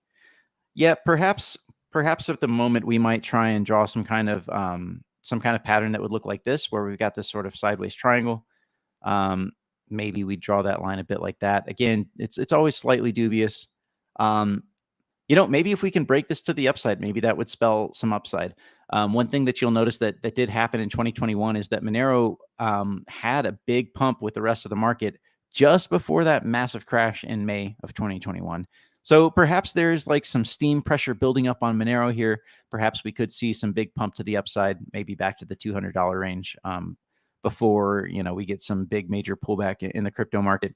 And it is interesting because like there has been very few major pullbacks in crypto and Bitcoin for months now. Like things pump to the upside here and just have continued pumping. I don't think we've had anything more than maybe 15%. What would that be? I guess that'd be 20%. We haven't had it like a 40% pullback, right? Which is the kind of thing we've seen with other bull markets typically in the past. So yeah, so far there's no major pullback here. Right now, Bitcoin is still consolidating. So we kind of had talked about that a week, maybe 2 or 3 weeks ago now, where we said, hey, maybe Bitcoin needs some consolidation time here. It's gone pretty far. We're sitting here at these all-time highs. I don't necessarily believe that these highs are, I don't know. I mean, it's hard to say. Obviously, the ETF had real money moving into Bitcoin because now it's okay for all the plebs in the traditional finance markets. It's okay for them to buy Bitcoin now because it's an ETF and it's approved and holy and sanctified by their overlords. So you know, they threw a bunch of money at it. At the same time, I kind of think, hey, that's an opportunity for a lot of insiders to unload their bags. It's a massive amount of volume. And last time we were at these prices 2 years ago, 2 years ago, 3 years ago, really. Yeah, 3 years ago. Insiders were unloading their bags, right? That's what they were doing at these prices. So yeah, no, it's dubious. It's questionable. Are they really unloading all their bags? No, probably not. At the moment, you would say that we have kind of this pennant forming on the Bitcoin price right here. A break of this large pennant will probably signal the next direction. And when I say break, I mean confirm sustained break. One thing that you can do in trading, notice that things got above, right? And then the very next day closed below. So this will trap a lot of people. When you're trading, this pattern will trap a lot of people. You'll break this this kind of like this line here. And actually, that's kind of a poorly drawn line. Let's draw it more like that. We'll try and make this as shallow as possible and use the daily close price instead of the daily wick price up there. Although normally I would say to do it up there. Because we have 2 wicks that reach that price. I know this is a messy chart, guys. Hopefully this makes sense to you guys. Okay, so anyways, we've got our little pleb line drawn here. We're saying, hey, we're gonna trade off of pleb lines, and then oh, look at this on Monday of this week, Bitcoin breaks to the upside. It breaks that downsloping line. All right, we're gonna go off. Nope. The next day it closes right below. And so this is something you can do. You could say, okay, yeah, we broke the line. We closed the day above it, but did we close the second day above it? Do you have 2 consecutive closes above that pleb line? If not, then you could be about to get taken for a ride. And this happens very often. Like this is a good way to protect yourself from false breakouts that happens, like if you're a short-term trader or whatever. So, I mean, at the same time, like this is bullish somewhat action, right? You're looking at that saying, hey, you know, it was kind of flirting with breaking, then it came to the downside. Maybe you got to crush some of those longs that came in here, right? Probably a lot of people trying to get long right there. Maybe crush those longs, crush the leverage traders, and then break it, you know, a little bit later after some more consolidation. So, yeah, I mean, I still tend to think that Bitcoin, my balance of probabilities puts Bitcoin at 80,000 or slightly higher before we get the next major crash or pullback. But you know, I'll let the markets tell me in real time if that's going to be the case. Right now, this chart does look bullish. It does look like there's more juice to squeeze. Bitcoin dominance also has been looking bullish, and as much as I hate to say that, I've been maybe for the past couple of weeks, I've kind of been looking at this chart thinking, yeah, this thing is starting to look kind of bullish. And then we had that break recently, so. I mean, technically, we're still kind of below this pleb line right here. We're kind of on the underside of that pleb line. Doesn't necessarily mean that we're going, you know, that this, I say we. I don't know, I say we. I'm not a Bitcoiner. Anyways, so this thing could definitely get, so notice this line right here. This area, right? This area, which was back from 2020, when Bitcoin, you know, when the dominance was just really, really crushing it. And, you know, we had to hear all the narratives back then.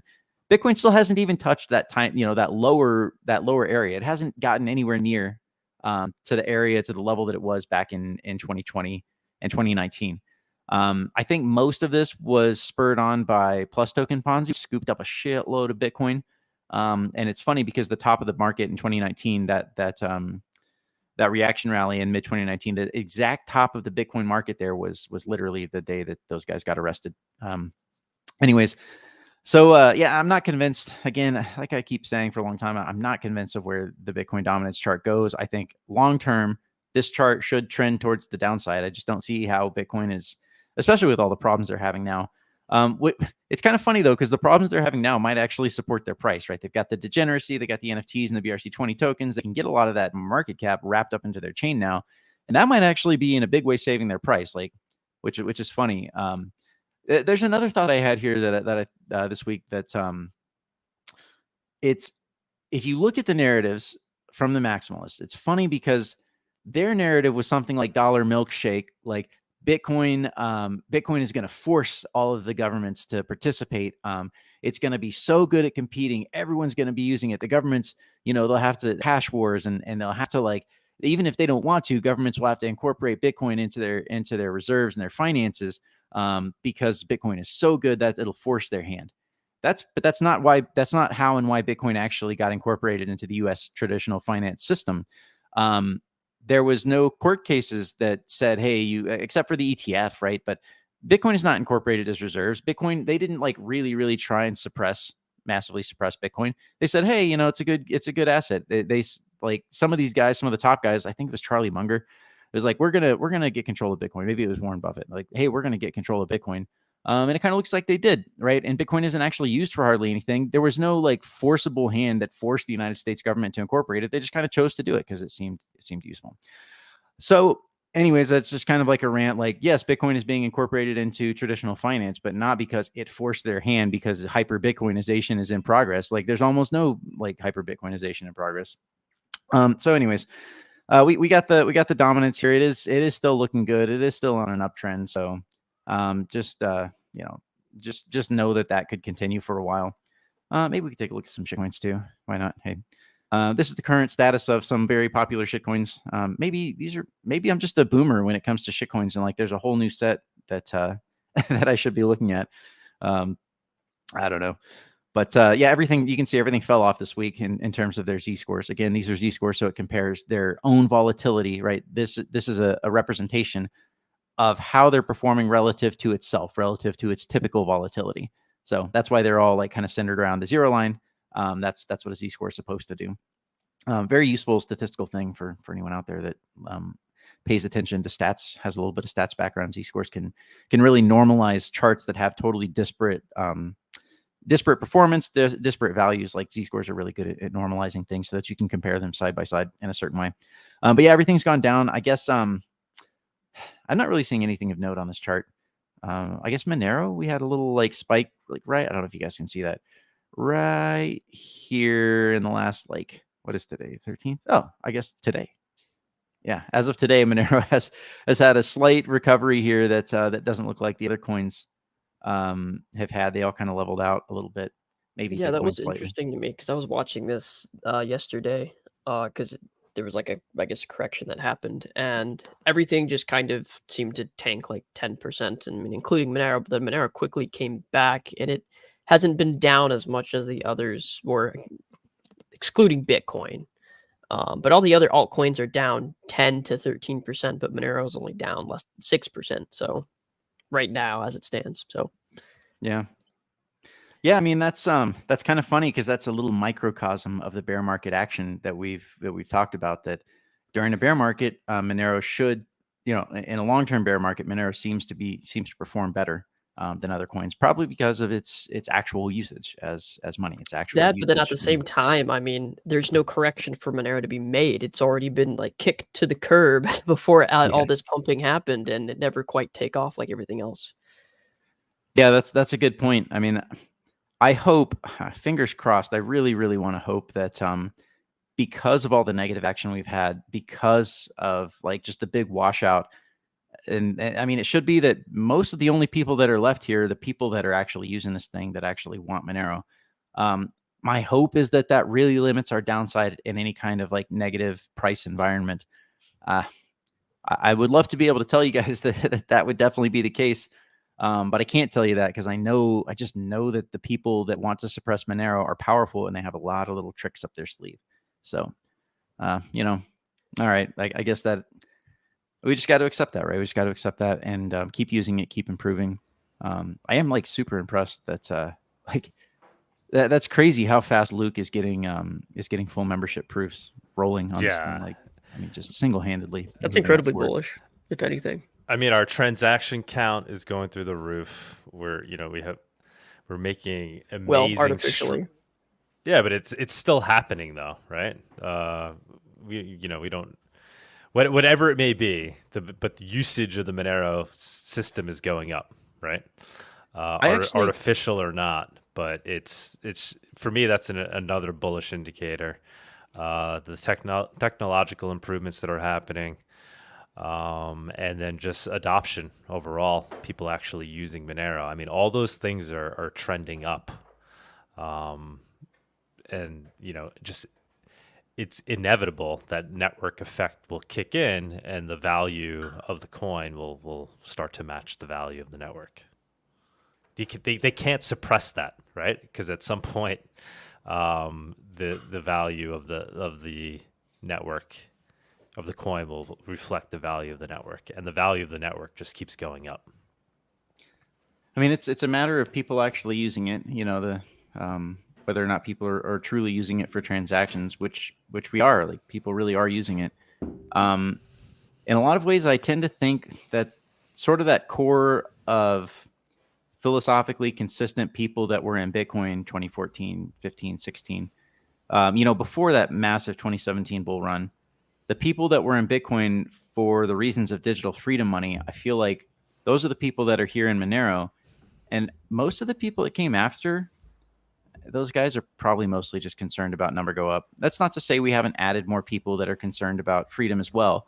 And it's just that, I think they're like fair. They would call them sunshine patriots. I think that's Samuel Adams. Samuel Adams. Like they're libertarians. They're freedom oriented, but they're sunshine patriots. Like, if they don't get those mad gains on their crypto, then they don't really care too much. Crypto failed, right? And this is what they say about Monero. It doesn't have the mad gains, so it failed. I tend to think that Monero basically just still has that very similar level of digital freedom money support that Bitcoin had back in those somewhat still early days. That's totally speculative on my part, but it just kind of feels that way. And the other thing too is that you've got Bitcoin Cash and it's got all its problems, but a lot of those people did go to Bitcoin Cash, and it does seem like a lot of those people are still there. It's unfortunate that we seem kind of a little bit divided. I'll never support Bcash, probably. Like, as long as Monero works and isn't at capacity or whatever, like, I'll be using Monero, not Bcash, or I'll be using some other shitcoin for whatever degenerate purposes I might be using, or maybe I'll be in Argentina and just using Tether, which requires you to use Tron or Ethereum. That was part of that tweet you mentioned, Doug.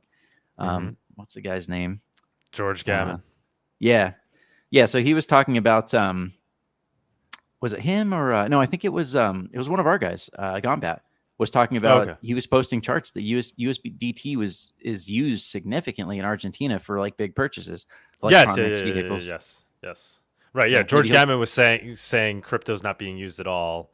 And Gombat's saying you're just looking in the wrong places. It's the coffee shops might not be open to accepting it, but people that are purchasing things online in Argentina are using crypto. Yeah, I mean, it makes sense. Like, why wouldn't you? But the chart he was posting was USDT, which I thought was funny because I've been shouting that like from the rooftops for 2 or 3 years now. Like, USDT is going to beat Bitcoin for the monetary medium of exchange use case if they don't do something, and they haven't done anything, and they're not gonna. So the simple reality is that USDT in a lot of ways is emerging the winner from this whole scaling bullshit. And I think USDT on like roll-ups, Ethereum layer 2s, and maybe Tron or Solana or wherever else they might implement, like, USDT seems to be winning this fucking war. And that's really, really a big shame. The good news is that, like, again, Monero's still here functioning, doing what it's supposed to, owning the dark nets, as like which isn't, obviously we shouldn't be saying, hey, let's target dark nets, right? Like, I don't really do drugs, and I don't necessarily think drugs are great. They can be useful, but anyways, it just shows that, hey, this thing works in an austere environment. Like, it's functional when you really, really need that protection. And people are always going to really, really need protection from time to time. So like Monero will always be there. It'll always be relevant, even if it's not like winning, like in the way that USDT is currently winning. One thing I wanted to point out here, shifting gears a little bit, so to the Monero transaction counts, the fact that we saw this big drop off for like 2 weeks from that, over 100,000 all the way back down, round tripping all the way to like 20,000 almost. If this was really a nefarious attack where these guys were trying to unwind the chain and have high probability, we wouldn't have seen this drop off. They would have just kept it above 100,000. Like, any entity at that level has more than enough funds to keep this rolling. They wouldn't have done that, because that kind of screws up their ability to do the blackball chain analysis, right? To remove outputs like that. That's an entire section that they don't have. So my guess now is that this is probably a friendly entity, or at least a neutral entity. Maybe. Well, the argument could be, though, that they want to make sure they keep the network usable, so people keep using it.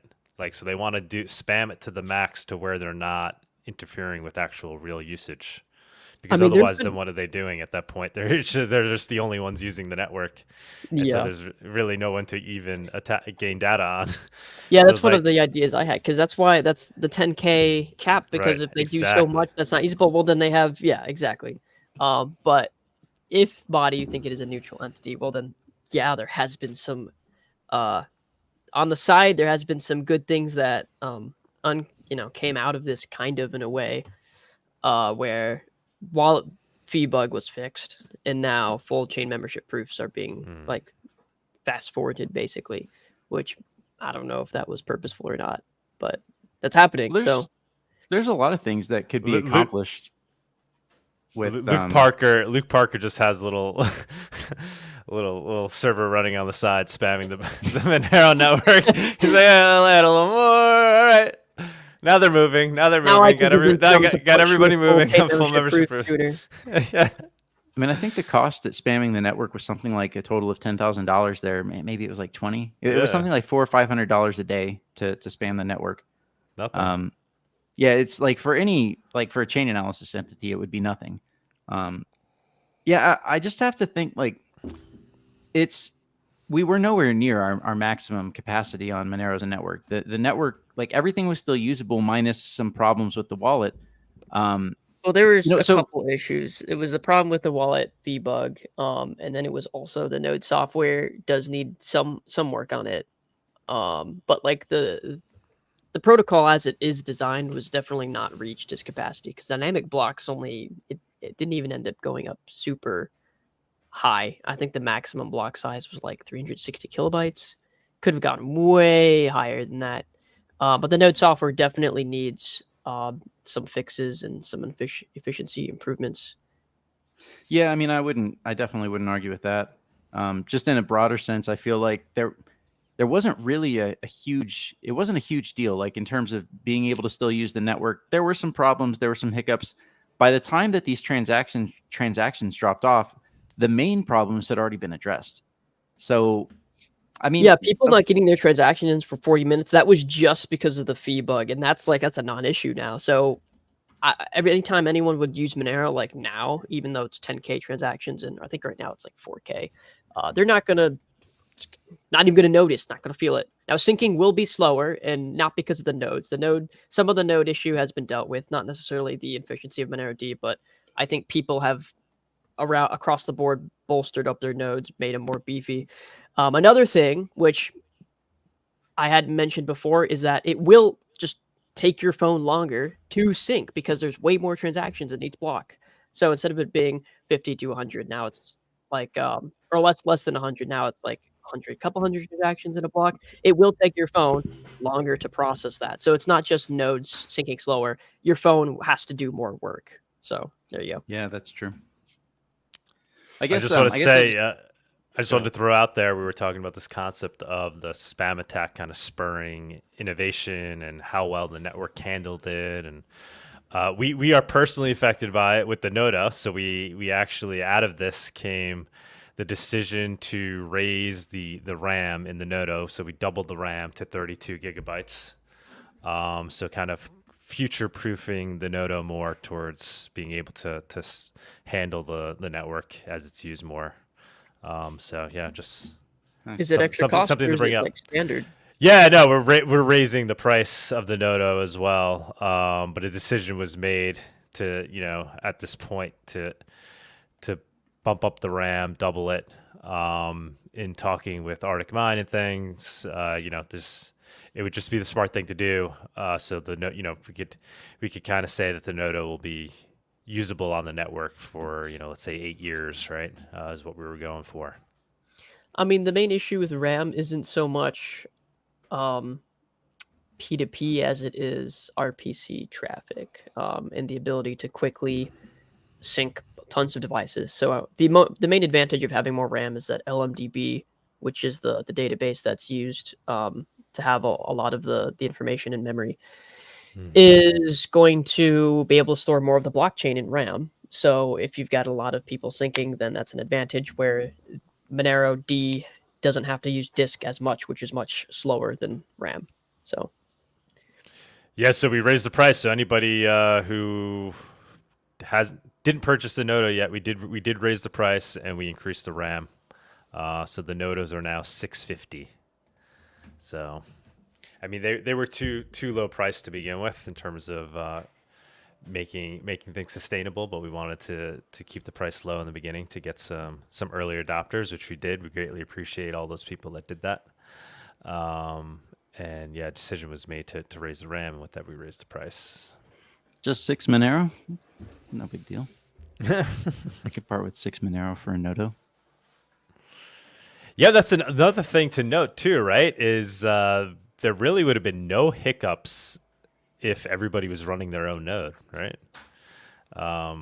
The issues we saw were obviously there was the wallet issue, right? But we wouldn't have been seeing that remote node issue where it wouldn't have been as bad. Now there's still once again there's some locks between P2P traffic and RPC part of Monero D.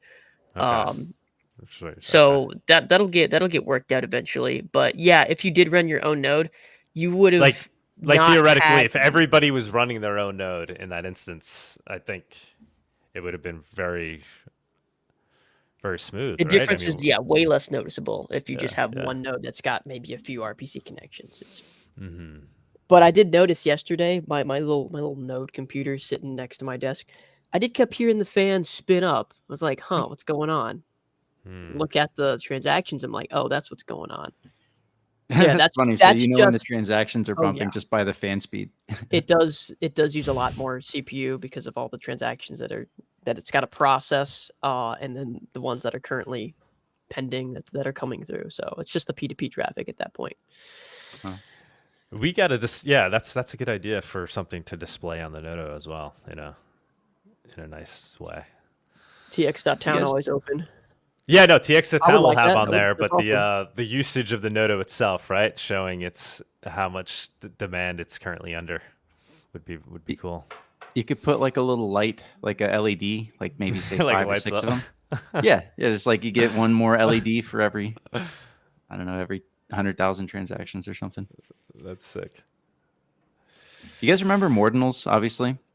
Yeah, of course. I actually one of the main guys that was like doing the Mordinals, I remember chatting with him a little bit just on Twitter or interacting with him some, and he wasn't nefarious like in any way whatsoever. He just like didn't act in a way that seemed nefarious. He was just like, hey, by the way, he or she was like, hey, this can be done and we're doing it now. And it was kind of a way to like push Monero, like, hey, address this issue. It's a fucking problem now. And through their action of Mordinals and proving how easy this actually was, that caused a rapid response in Monero. And the way that this quote unquote attack has unfolded, I mean, it kind of makes me, because think about it.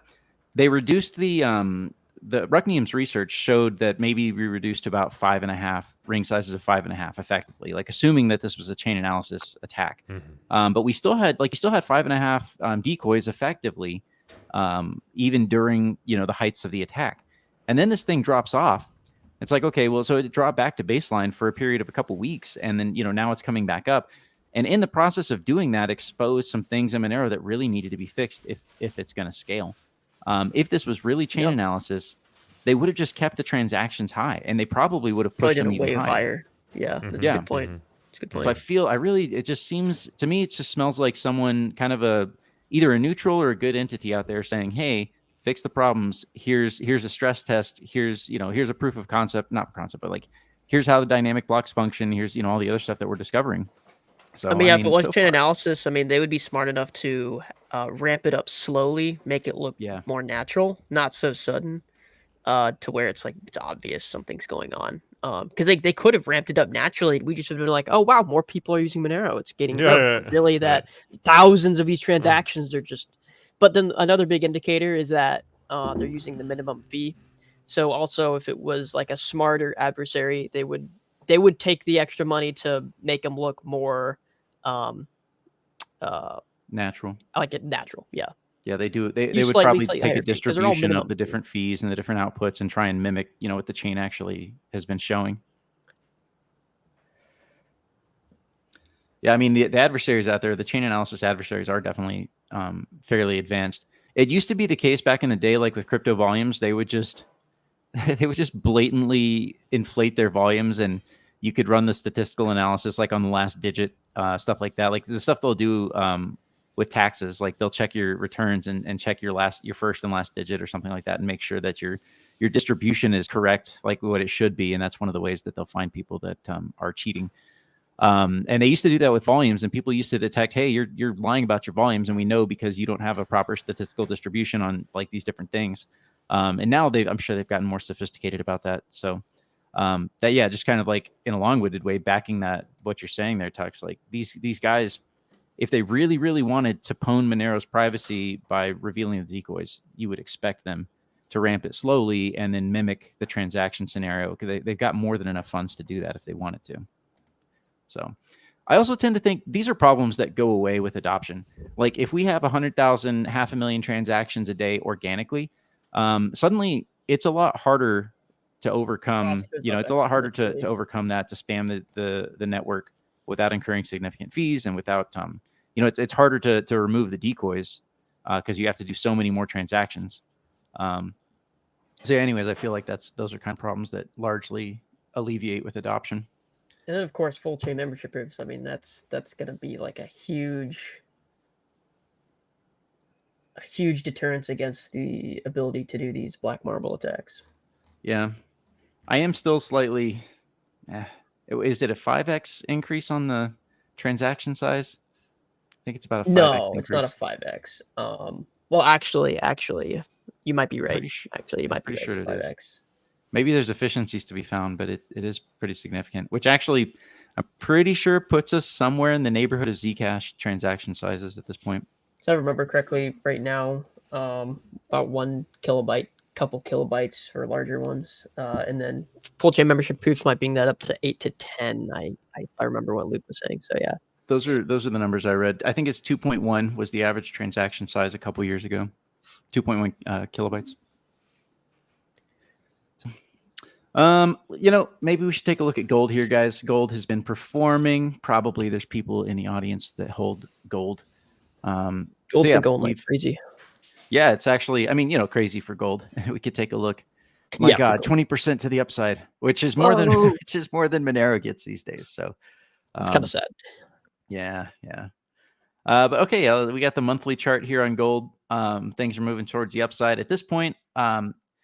It seems like it would make sense to tag this upper line here. You'll notice that this upper line goes way, way back all the way to 1980 when that first massive gold pump happened after they demonetized it, which is weird. It took like a whole decade really to get that pump. Like the major pump started, you can see here in 1971, they severed the, gold will float, said gold will float relative to other currencies as a temporary measure against the speculators in the voice of Nixon. And then it took an entire decade to really like blow off top to the upside. But you'll notice that's where we draw our first pleb line here. And we have two connected pleb line points. and it certainly looks like we're headed that direction. Interestingly, this would maybe suggest that we could get another break of this very, very large rising resistance. And it's difficult to believe that in an inflationary environment such as we are in, where stocks and crypto and risk assets just go crazy, and gold is still kind of like lagging behind. I really have to think that on a long time frame, you'll notice here down at the bottom, that's 2030. So on a long time frame, I really do have to think that this line is going to break. I guess 2030 is getting closer every day, right? Just 6 more years, maybe 5.5 more years until we're basically at 2030. So anyways, I mean, I would expect this thing to probably eventually tag this upper line, to have some pullback. Yeah, so I mean, it's nice. I've been saving in gold, like I've said, for a long time. It's stable. It should hold its value. Gold is actually a store of value. Gold is a real store of value. An asset that drops 80% is not a store of value. Like, I'm sorry, Bro, but Bitcoin is digital gold, man. Oh shit! You mean I can melt my Bitcoin and it's all the same and fungible? Nope. Yeah. It's fungible enough, bro, because the government said so. Here's an interesting chart that I've showed you guys in the past. This is gold times the dollar index. Gold is basically anti-correlated with the dollar index. So if the dollar index is going up and gold is going up at the same time, that actually means gold is going up even more than you would think. So it's interesting because this chart in a lot of ways was actually much cleaner. One thing that you'll notice is that we're kind of coming to the top of these purple lines here. Let me draw that. I don't know if you can see it. Right there would be about the top of the purple lines, which would be, dang it. There's got to be a quick key that I can switch from drawing lines to not drawing lines. Anyways, that would be something like another 12% up. Let's compare that here. Can you guys tell I didn't not super prepared? Yeah, that would be another 12% up. I would probably be looking for gold to top out here somewhere in the range of like 2,600. Does that mean I'll sell? I don't know. Maybe I might sell and buy something real, like a house, or an airplane or something like that. I really need an airplane. It would have been nice to go fly to the eclipse in my own airplane. Which, because I can't rent any planes here in Mexico. My US license, and I know I'm going to get a lot of hate here in the comments because I have a license, which is like asking for permission to. Yeah, I mean, hey guys, it is what it is. What are you going to do? You're flying an airplane, right? You're under duress. Yeah. I mean, I believe in training though. I don't believe in licenses, but I do believe in training. And the simple fact is, to get the license, you would be shocked at how low the level that you need to get a pilot's license. As I was passing my exam, and they said I did really well. I was like, are you kidding me? I barely feel competent, to be flying myself around. Yes, I'm competent. I'm fine with it. But man, I could see my skill gap to my trainers, to my instructors. I could see that skill gap. And I was just like, geez, you really, if you can't pass the FAA exam, you should not be flying an airplane, period. That is the bare minimum. Anyway, so I don't believe in licenses, but I do believe in training, and I do believe in competency, especially in a dangerous environment. Anyways, maybe I'll see if I can buy an airplane. So new gold floor 2K, you think? Gold never will ever fall below against 23.43. This is the bottom. No, I don't know. Probably probably floor 2000 is probably about right. This line right here, this pleb line, we will probably never go below that again. That will probably end up being, there will be some pullback at some point, and maybe this will be the line that it comes back down to. So 2,100. I mean, with the U.S. Gov adding $3 trillion to the government budget on a whim, that's not likely to happen. Yeah. That's what would that be? 20% of the market cap of gold just got added, in the last few years. Let's take a look at gold versus silver, because when gold starts performing and people are convinced that gold is doing good, silver should perform, and that's kind of what we see here. Let's go to a shorter time frame. Maybe we'll look at the weekly. So this is gold divided by silver. So when this chart goes up, that means gold is performing better than silver. When it goes down, that means silver's winning. And you'll notice, as of late, we've had silver has been outperforming gold to the tune of about 10%. I got burned back in the day with silver, so I just kind of ended up sticking with gold. It seems like silver's kind of. Do you think silver's been suppressed? Probably, yeah. I mean, it truly is. If you think about it, gold is the store of value. It's like what Bitcoiners talk about, the store of value. But no one really wants to use it that much. But silver is actually the medium of exchange in a lot of ways, because it's, it's money for the people, money for the plebs. And they demonetize silver. And I think that I don't think that they want silver to have a high price. I don't think they want people to feel like they can use it in a monetary capacity. And we need silver for all of our electronics. So the monetary use case of silver definitely competes with the industrial use case, and we really, really do need silver. I mean, I know gold is still more valuable for electronics because of its corrosion resistance and its resistance to rust, but it's still like $2,000 compared to $28 an ounce kind of difference. No, definitely not. In terms of usability, I feel like in electronics.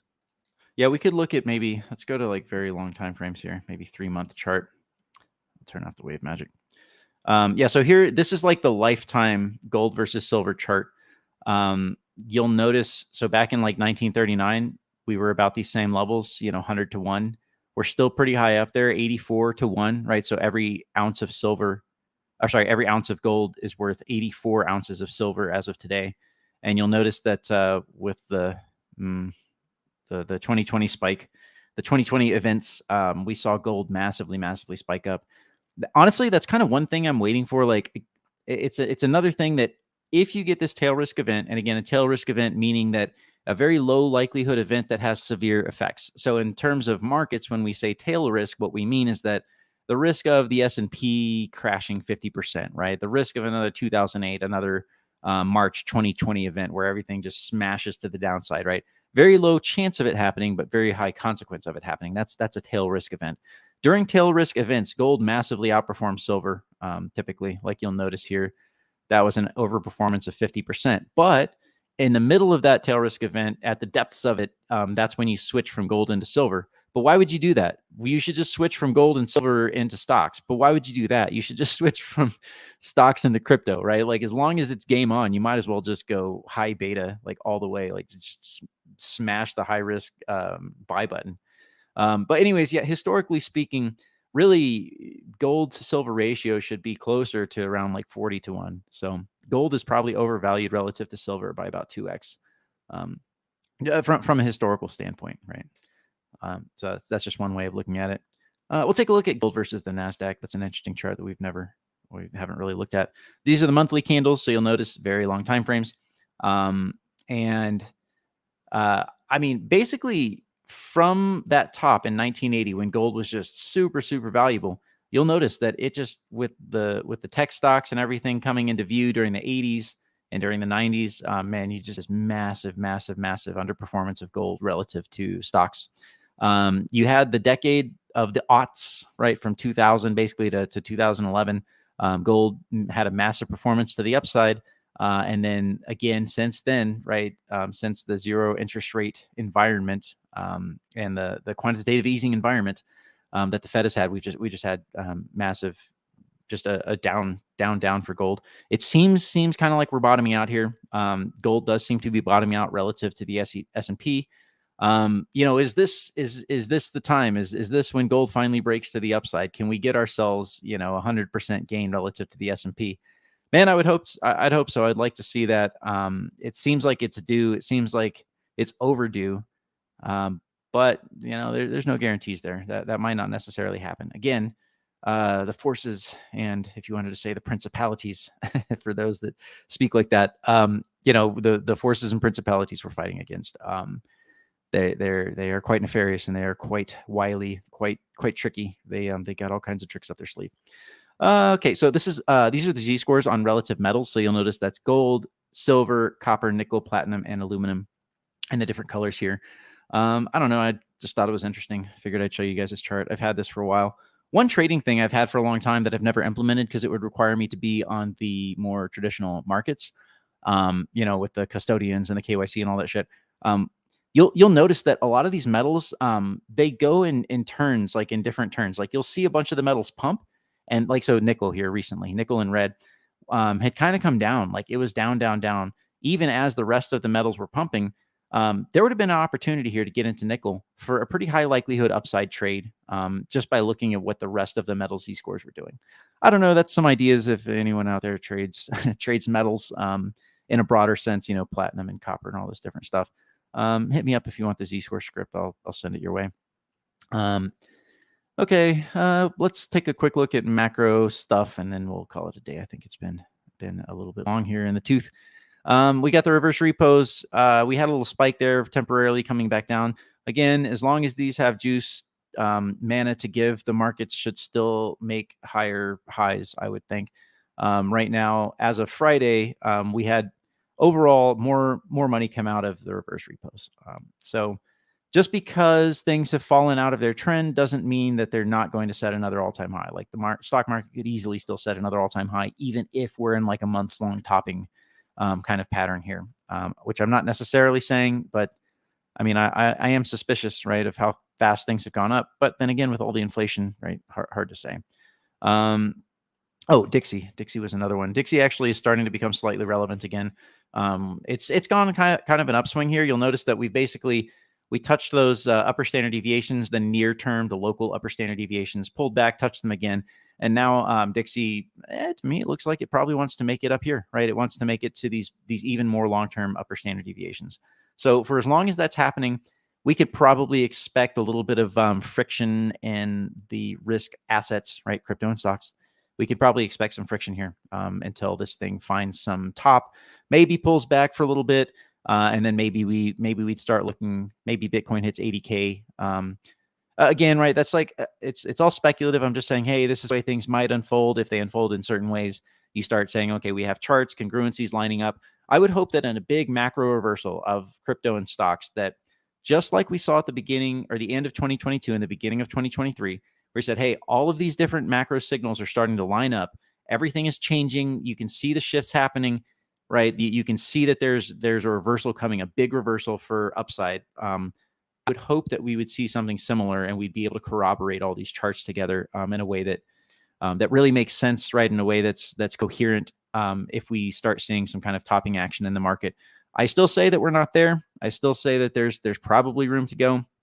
I'm just some dude speculating on price, right? So I could be wrong, and I'm not, I'm not like hardcore in markets and charts like I used to be back in 2021, 22, and the beginning of 2023. I just, working on some other projects. I still pay attention to markets every day, but I'm not like hardcore eating, living, breathing, sleeping this stuff like I did for a couple years. So just want you guys to be aware of that.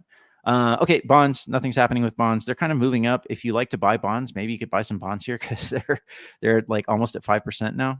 But nothing dangerous happening here. So again, overall, to me, the picture still looks, I don't know, flat, right? It just looks like consolidation with the potential to make some higher highs here going into the future. That doesn't mean mad gains necessarily, although if you choose the right coins, you can get a 2x, 3x, 4x bump here and there if you are so inclined to do so.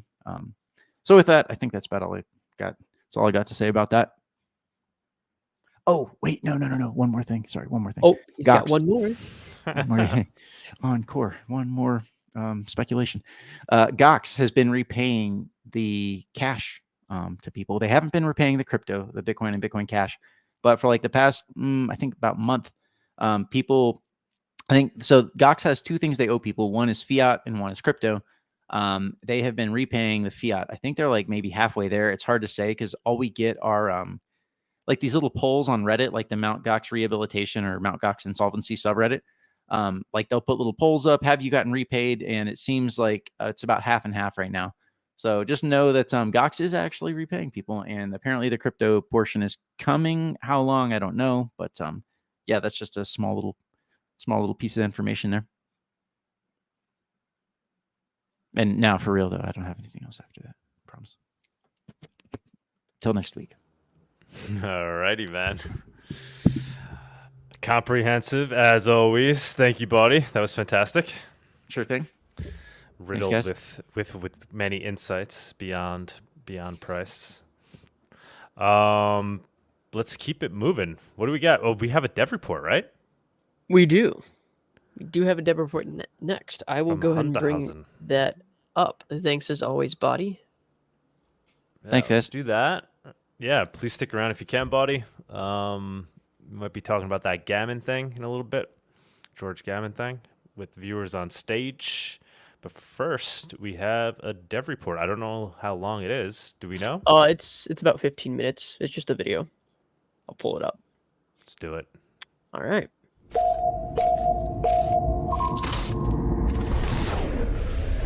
And now for the Monero development segment.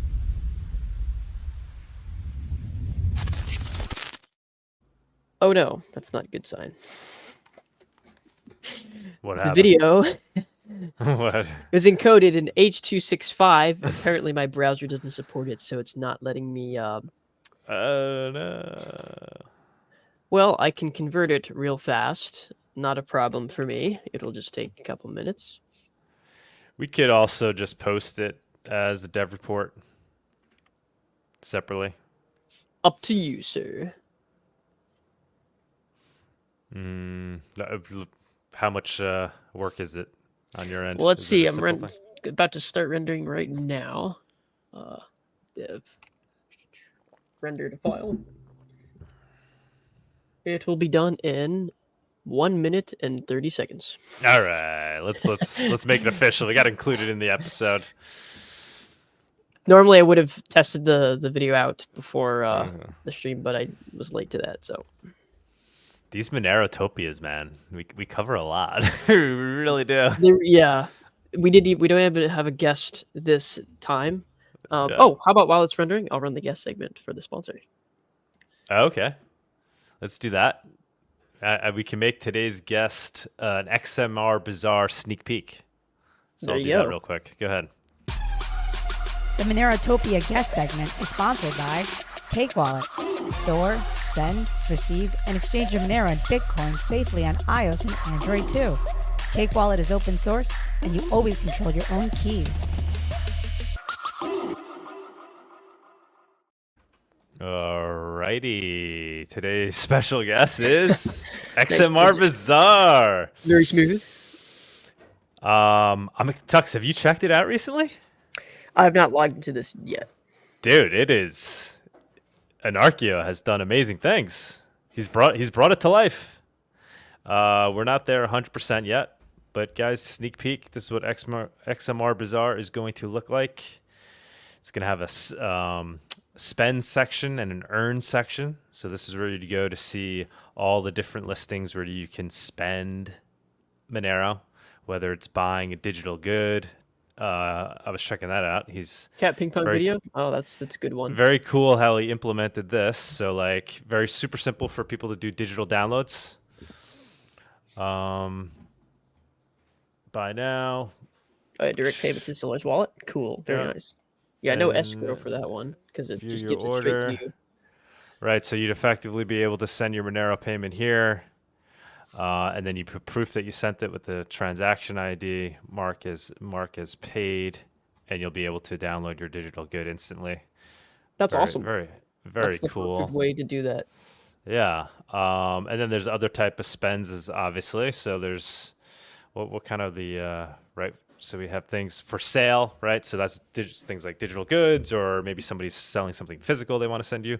For hire, right? So this is where people can post jobs, or where they would post. This is the spend section, right? So this could be where consultants would post their skills if you want to come here to hire them, to find somebody that you want to hire for some type of job, whether it's web development, or it could even be people. I'm hoping people will start to use it for like local, real world physical things as well, right? Like I'll be putting posts here for hire, or no, it would be under the earn, right? The earn section is where I'll be doing a lot of posts. So this is where you'd go to if you're looking to earn Monero, so to fulfill services that people are posting for. So kind of like the wanted ads. So, from day one, I'll be putting up a lot of earn posts here with the hopes of finding people that want to come earn Monero for certain tasks. These are the basic concepts, but it's all coming together. He's built in. I haven't even really seen everything yet. He's made it super slick way to message people using encrypted messenger. There's a whole setup process for setting it up and having your keys. And then there's the whole multi-sig wallet feature for making purchases where you want to use escrow. I haven't even really tried that out. From when we first tested it before it was actually implemented in the website, so I got to give that a test. But guys, that's XMR Bazaar. If you want to help us test it out, be one of the early adopters, join the chat. Tux, where do we have the chat? It's just, how do people most easily find that chat room? It's on Matrix, and it's in the Monero.social home server. So if you search on your Element or whatever other client, if you search for channel and you make sure that it's public spaces and Monero.social selected, it'll show up. But I can also put the link to this in the description. Yeah, throw it in there. I think we got like 30 people in that room. I haven't been engaging once in there, but now I will, because what we'll start doing now is bringing in other people to test it. Fiat Demise has done a great job helping us out with testing. But I'm thinking at this point, Tux, what do you think? If we just let everybody kind of access and test, right, before we move it over and actually launch it, we could just get a bunch of people. Yeah, that'd be the way to do it. Yeah, a bunch of people. We'll just put it out there so anybody we'll give you the login. And then you could test from square one, test creating accounts, logging in, and doing posts, putting posts up, sending messages, coordinating with other people in the chat room to do escrow transactions, so we could test all that. And then we'll launch it. We'll go live. We'll put it at xmrbazaar.com and launch the beta. So yeah, guys, please come to that chat room if you want to help be a tester before we officially launch it. Cool. All right. Let's see if the diff report video will work this time. Hey guys, welcome to the dev report. We are starting with plugging a pool for Tari. Yes. Okay. For some reason I Tari can't hear has it, no pool mining okay. yet. As far as I know, you playing. can only solo mine or merge mine with Monero. And Luis is building a pool with a random X based miner written in Rust. Yes, and I think he's very early in state, but he says he's learning a lot. And yes, what a nice project. Let's keep an eye on it. The next thing is a CCS proposal from Luke Parker, aka Kabaya Nerve. And he just posted it 7 hours ago. He's asking for 3,000 XMR for full chain membership proofs plus spend authorization plus linkability CCS. So I already looked through the milestones, and I'm honest with you guys, I'm not really understanding much of the things. I think this here is very interesting. We're coming to GBPs in a moment. But he's also writing here, this CCS is to develop, prove, review, and audit full chain membership proofs, which is a trustless solution based on generalized bulletproofs. This is the BPS. Into Monero under ring city, replacing the existing CL-SAG. This is distinct from prior intents to integrate full chain membership proofs into Monero with Seraphis, and was prior discussed in a Monero Research Lab meeting with well reception. The same meeting organized the funding of security proofs for generalized bulletproofs, which has been funded in under 24 hours. A critical component of full chain membership proofs. This builds upon the work prior done on full chain membership proofs and does the most of the groundwork for full chain membership proofs and Seraphis as well. So I really like to see that we have a lot of movement in development for Monero again.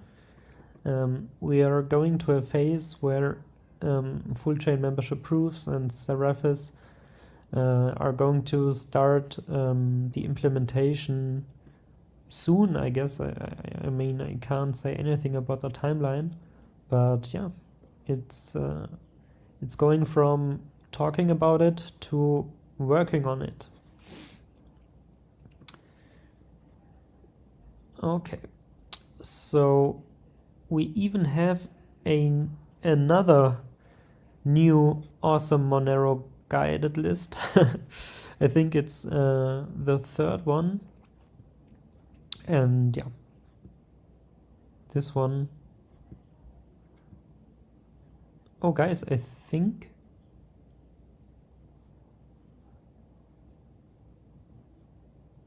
is this a fork of mine? It looks very much like mine, which I have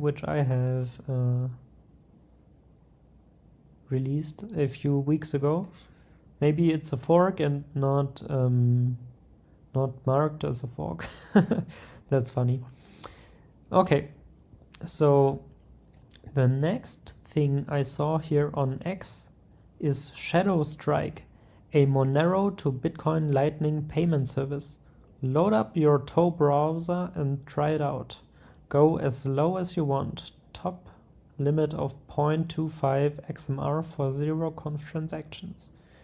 So I opened up the website on the Tor network, and I haven't tried it, but you can pay any Bitcoin Lightning invoice with Monero up to that limit. And yeah, we should keep an eye on it and try it out someday. So Feather Wallet had the release 2.6.5. Just want to mention that they updated to Monero 0.18.3.3 and they fixed some bugs. Yep. The next thing is really cool. My friend Alex is hosting a Monero meetup in Offenbach on the 18th of April this year, and this will mark the 10th birthday of Monero, and he's hosting this in a office, and they have some screens, and we have several Monero art, and it's raining Monero coins from the sky, and this is made by a program Alex has programmed. He has made up a repo. It's called the Monero Anniversary Mini Phaser game, and it makes rain the coins from the sky when a Monero transaction is received. So I guess there will be something like a QR code on the screen, and when you scan it and send some XMR, you can make it rain. So you support the organization of these events, which is really nice. Check out Monero. I hope to see you guys there. I will be there as well. So the next thing is the Haveno 1.0 release, and I haven't seen any announcement from Haveno, but I saw this release on GitHub. And yes, with a 1.0, usually you are going mainnet and you're going production. I'm not sure if this is the case here. The release notes don't show that Haveno has a switch to mainnet, but it's a big release rather than less. I'm really excited for Haveno because it has fiat trading pairs with Monero, and we just saw that Kraken will delist Monero in Belgium and Ireland, I guess. Belgium and Ireland. These are two countries in the EU, and I guess we're going to see a delist of Monero on Kraken for all EU countries. So Haveno is the most important project for me related to Monero. Next, we are seeing a new release of libmonero, which is a Rust library for Monero. This is interesting for developers, and I think there are 2 or even 3 different Rust libraries for Monero. But yeah, check them out. The next thing is Monero subscriptions wallet from Look Profits, and this is really interesting. So normal Monero wallets or cryptocurrency wallets, they lack a feature of fiat banking, which is really common, and this is subscription payments or payments that occur in a time frame, like every 2 weeks or once a month. And with cryptocurrencies, if you are using non-custodial wallets, you always have to do a transaction by yourself, and you cannot automate the process.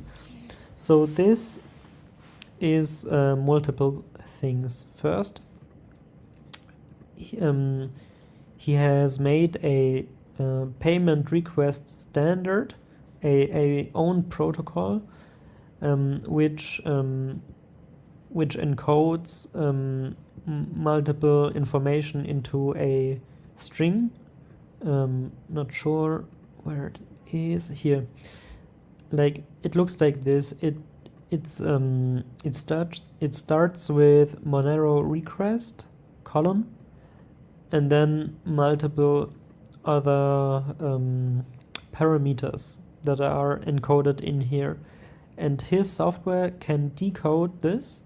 So let's say you're a merchant, and then you generate this request, and then you send this to your customer, and then the customer can use this subscription wallet, which are some files that you have to copy into your wallet folder with the other files from Monero CLI, and then you can run a launcher for Windows or Mac or Linux, and then you can have those payments. I can show you some screenshots. It looks like this. Then you can confirm or cancel the request. And yeah, I don't know how it works. I know some part has to be online. I'm not sure if it's on the part of the merchant or of the customer. I have to look more into detail into this project. So the next project is Niveco, which has released a new beta. As a reminder, this is going to be a decentralized, anonymous on a market, like a invisible economy. This is what this stands for, and it's built on I2P. I already covered this, and let's see what the new release gives us. So it's Linux only, and it has a release server on the I2P net, which is interesting. I'm not sure what it means, but yeah, darknet markets in the dark web always had the problem that either they are exit scamming or they are getting busted by the police. But something like this is untraceable and not confiscatable. So I wanted to share you the current distribution of Monero mining and the pools, and it doesn't look very good, guys. We are seeing two pools who are consuming 70% of the total hash rate. If those two pools would censor some blocks together, they could achieve that Monero will mine empty blocks and no transactions would get into those blocks. It's not as bad as in Bitcoin or other transparent blockchains where you cannot where you can distinguish transactions and the sender and the receiver and then censor specific transactions. This is not really possible with Monero, but yeah. People should really use P2Pool, which has only 7% of the total hash rate. P2Pool is a decentralized pool and everybody should host an own instance of it and use it as their miner, which is even more profitable than any other centralized pool which has fees. P2Pool is without fees.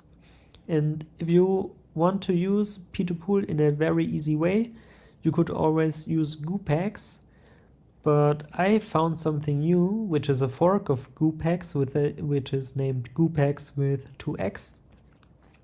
And they forked it and integrated the XMR versus Beast raffle. So I know what it is from a time ago, but I forgot about it. This is a bonus hash rate raffle. And I don't know who is running this. I don't know why this is running, but I guess maybe it's like a incentive to use P2Pool instead of other pools. And if you participate here, you can even earn more Monero, because some other generous miner will jump on your address and mine for you for some time. And then you can gain some Monero, and the hash rates here, they are really, really high, over 7 or 8 mega hashes per second. So it will give you a big bonus, and you can donate yourself or you can participate. You just have to put in your XMR address with which is also used on your P2Pool instance. And now it's easier than ever with GooPax with 2x. They have integrated the raffle into the GUI. So now you don't have to set up anything. You just open this. You're going to sync P2Pool, start mining and participate in the raffle. And you can even earn more Monero. Yeah, that's it for this week. I thank you all for listening and have a nice day, and come to our Monero meetup in Offenbach on the 18th of April.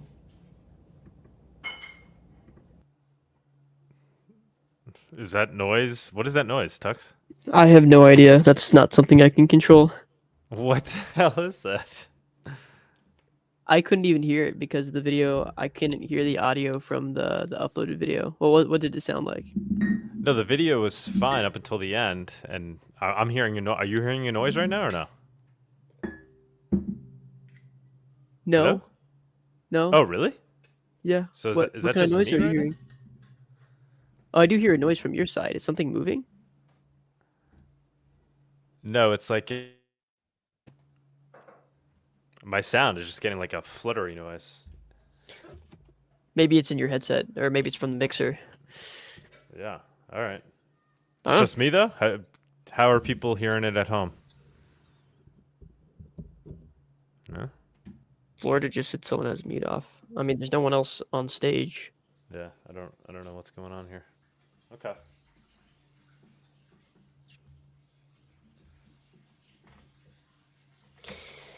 Well, Don't know what that is. But all right. Moving on. all right, that was the do, report. Yeah. Let's do viewers on stage. I'm gonna try to fix my sound here. Tux, if you just kind of take over for a minute. I gotcha. Let's do it. Yep. Cool. It's the Viewers on Stage segment. It's that time where we invite you, the viewers, up on stage to comment on anything you've heard so far today, ask the guest a question, or maybe talk about one of the news topics. Come on down. All right, guys. You know the drill. Let's get you all up here, everyone. Body, you want to come up here? Let me know. Bring everyone else All up. right, so a couple of things real quick. Yeah, sorry. I know we didn't bring up the bounty polyseed for Monero 1.78 Monero. Yeah, if you can donate to that. That person, I was actually talking with them on the Monero Matrix channel, and they say they're looking for 3.5 Monero to do the work. So once that hits 3.5, they said they'll do the work. Oh, the bounty needs 3.5. Is that what you said? Well, there is no way of like putting a goal in on Bounty's Monero Social, but the person has directly told me that they will do it once it hits 3.5. I see. Okay. Yeah, that's pretty good. That would be great. Because it would be nice. Because one of the things that's a little bit annoying is that, I mean, I like this part. Cake Wallet has Polyseed, but the only other wallet that actually supports that is Feather. So Tether, because the I would Monero like all GUI the other and ones. CLI don't yet, and Yeah, and which is neither does interesting. Monero. I'm surprised those don't yet. So it's nice to see Um, other wallets have Polyseed support. and on Arrow does too. And an arrow. And I Yep. think And then I think unnamed XMR Maisu wallet. might, but I'm not sure.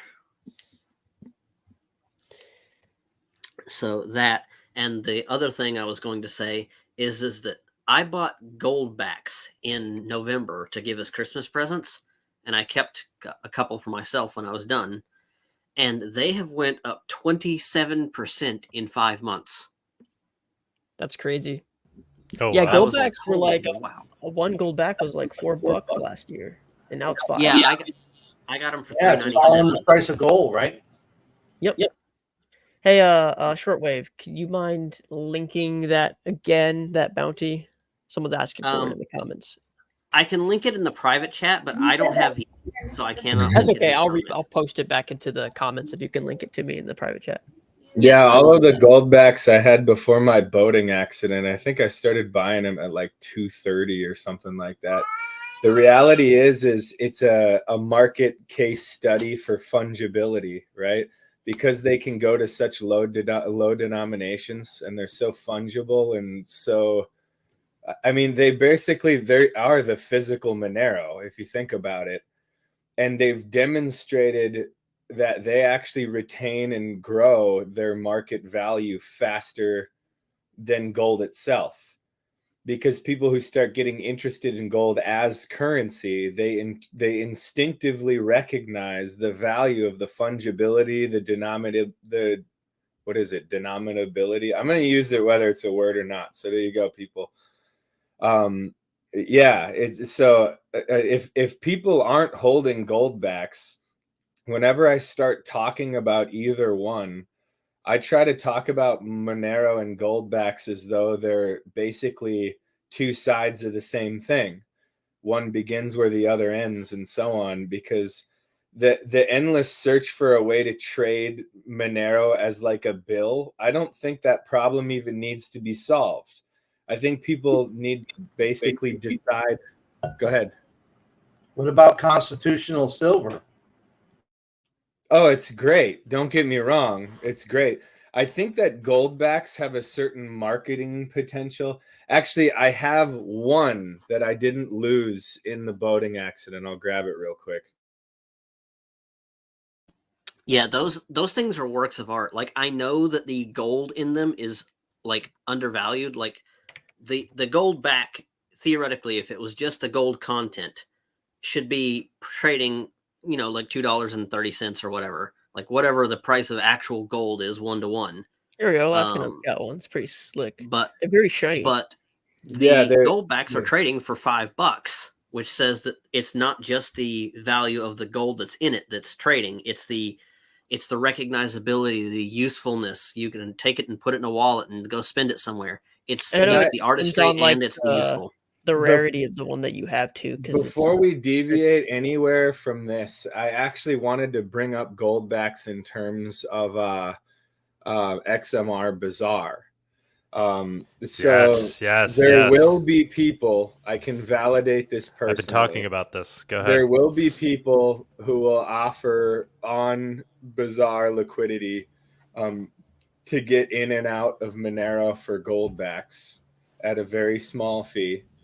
But then the other thing, because I didn't want to just talk about it, and I'm glad it came up in the show, but one thing that will pull people that know nothing about. See, Doug also managed to keep some of his from the just a few. These were purchased. These were purchased with Monero, by the way. Yeah, it's they are wonderful. That's a 50. If anyone's looking to get into them, make sure you first have enough 1s and 5s.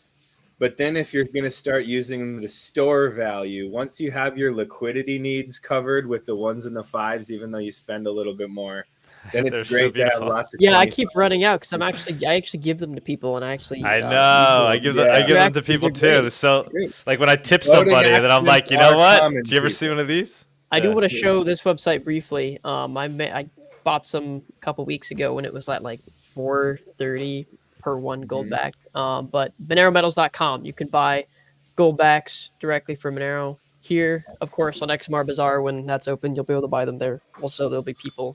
I bought mine in Monero as well, and I was actually on MoneroMarket.io is where I got mine back in November.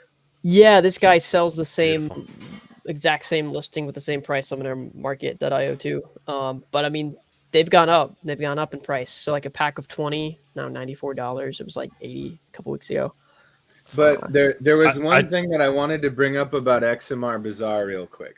Yeah, go ahead. And then I want to make a follow-up point. Go ahead. Yeah, so not only do we want to try to have liquidity like these other guys are, so people can get in and out of XMR with real physical money, but my wife had... So you guys probably won't recognize this, but these... and the reason why I'm bringing it up, even though it takes a little bit of explanation, I hope that people pay attention here. So the Esperanto community has a very popular kids show for teaching kids about Esperanto, and it's a show called Mozzie. And this is Mozzie with one of his faces, and then this is Mozzie with another one of his faces. And then there's going to be like a little treasure chest with clocks because Mozzie eats clocks in the show. He loves to eat clocks. But the idea is you post the listing on XMR Bazaar, and then you direct people on whatever social media, or like if it's like a Reddit community or whatever, you can get these on XMR Bazaar. But the what I'm getting at is nobody makes these, right? She had to get a custom tailor to help design it and make it and all that. I think she could probably do it now because she went and learned how. But the point is, you get like a cultural niche where people are looking for something and they'll never be able to find it. And then you put it on XMR Bazaar, but you make sure that people from the community know that if you want to get this, you have to go to XMR Bazaar. And then if people are like, well, I don't have any Monero and I can't buy it on an exchange, now you've got your gateway into talking about Monero not being on exchanges. You can even say, well, look, there's people on XMR Bazaar that are looking for this thing or that thing. You could just post it and then turn around with the Monero and get the... But you use it to try to bring in little niche groups into the platform, because you're going to get a high... So in sales, the concept is there are certain places with high turnover for getting a customer. Right? If you cold call, you're going to get, one sale out of 50. But if you're answering phone calls looking for your service, you'll get like 4 out of 5, right? It's the same thing. If somebody is already actively looking to purchase something, then you're going to have a higher likelihood of them getting into the Monero community, and their journey into Monero is going to help them understand the value of Monero. And now you're creating a person who within their community, oh, how did you get that Mozzie plushie? Well, I bought it for Monero on Monero XMR Bazaar. Oh, what's Monero? How do I get Monero? Well, I can get some for you now, but this is how I got mine. And it's the fastest path to a circular economy adoption that I can think of. So that's my little 2-cent rant on all of that. Awesome, man. Awesome. I wanted to. What do you think of this idea? I think I had pitched it on here, but I know I was definitely talking to people about it in the chat room. But regarding adding goldbacks, so in addition to people using XMR Bazaar as a way to buy and sell things for Monero, goldbacks being one of those things, right? In addition to that, making XMR Bazaar a place where people can sell things for Monero or for goldbacks, right? So goldbacks becomes an additional currency you could add onto XMR Bazaar, additional payment option. And then we use the Monero multisig as a way to secure the payment, right? So people can, let's say I'm selling my motorcycle for goldbacks. The person that says, all right, I'm gonna send you $10,000 in goldbacks can put up that $10,000 in Monero into the escrow, and then only once the goldbacks are physically received, does the Monero go back to the sender. I just want to hear people's. Does that make sense? Is what I'm saying making sense? Yeah, so you can That's basically use interesting. multisig as a liquidity provider. Right, because if there was a goldbacks market right now online, I mean, there's that problem with the escrow for sending the goldbacks, right? But does this become now a way for people to essentially send goldbacks in the mail for goods and services and using Monero as the escrow? I want to throw one thing about that you may not have considered. If you think of, so paying, buy now, pay later options are extremely popular, and goldbacks are popular within certain communities. And so if somebody is willing to be paid in goldbacks, but they want their money now, right? The thing is liquidity providers, there's a market for them to get their 1 or 2% by staking is what it basically is. They stake both Monero and goldbacks, and they can get 1% on their transactions over time. And it's still a better deal than paying with like a Visa, right? And so you're actually generating a money-making opportunity. So somebody could stake goldbacks and then get their 1% in Monero, or somebody can stake Monero and get their 1% in goldbacks. You can even use it as a diversification mechanism and all these other things. And if you ever want to see, like flies to stink, right? People who are looking for ways to stake their capital and generate more money, this is such a beautiful option available to the market if we can make it work. I mean, I know I would that is exactly why I'm so waiting for Sarai, because I know Monero's inflation is like 0.8%. And if Sarai can get me 1%, then it halts the inflation of Monero completely. So it doesn't matter anymore. Hey, I wanted to ask a question about the seigniorage on the gold backs. So seigniorage, if I understand the word correctly, it's basically the person that manufactures the coin sells it at a markup, so they get some profit in there. So looking at the website you guys pulled up, that showed 10 1/1000th ounce gold back, so 10 of those. So basically 1/100th of an ounce of gold cost $50. The current price of gold is $23.43, so that would mean $23.43 of like melt value of the gold there.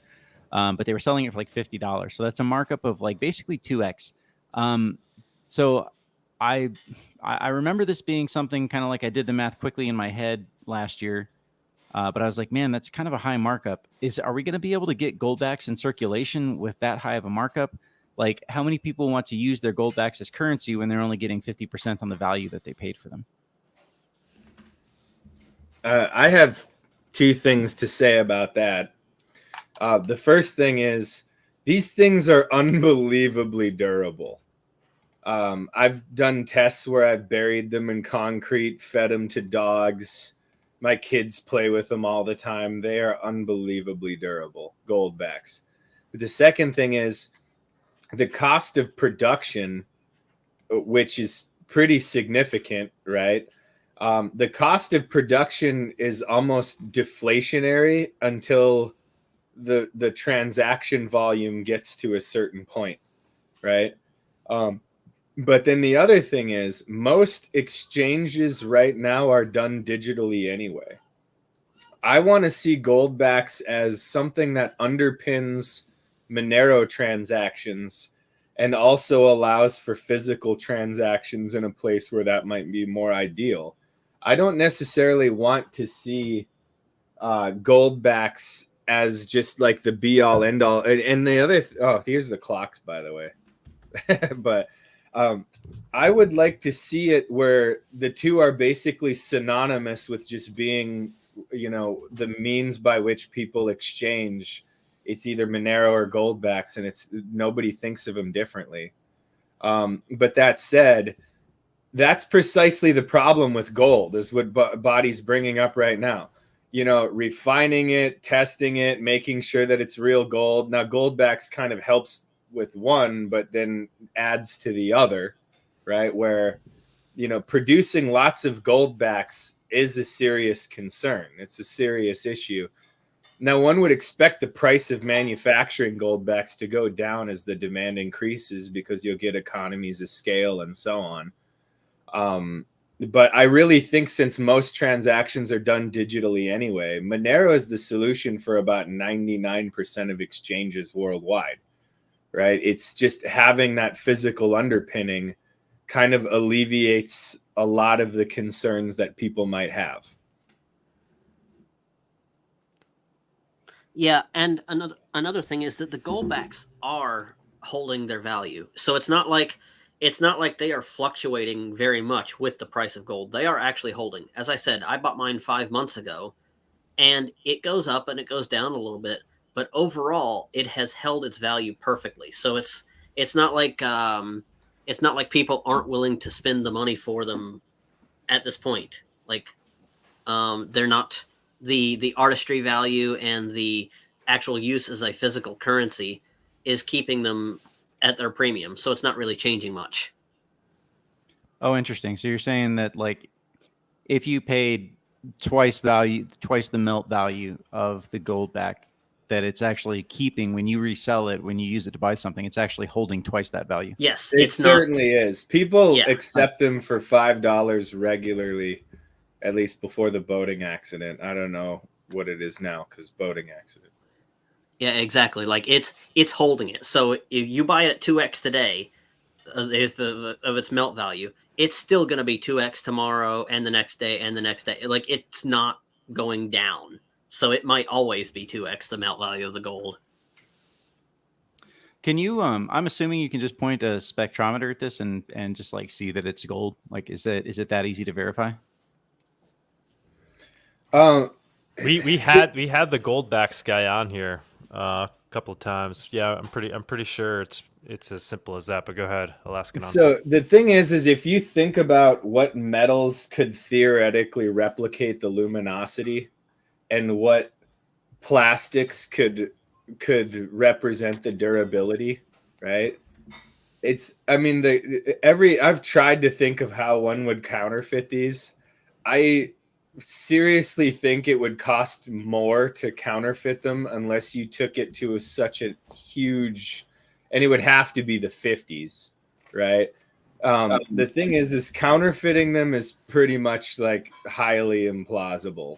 Everything that I've thought about. They need like a good app where you can just kind of like scan your gold back and with. Well, there's only 1/1000th of an ounce of gold in a single spectrum. Right? Because Bawdy, if you think about it, one of the reasons this works is because you can spread gold so thin, and you can't do that with other metals. This is 1/1000th of an ounce of gold. So trying to replicate it would be so difficult. You know what I'm saying? Because only gold spreads this thin and has that luminosity.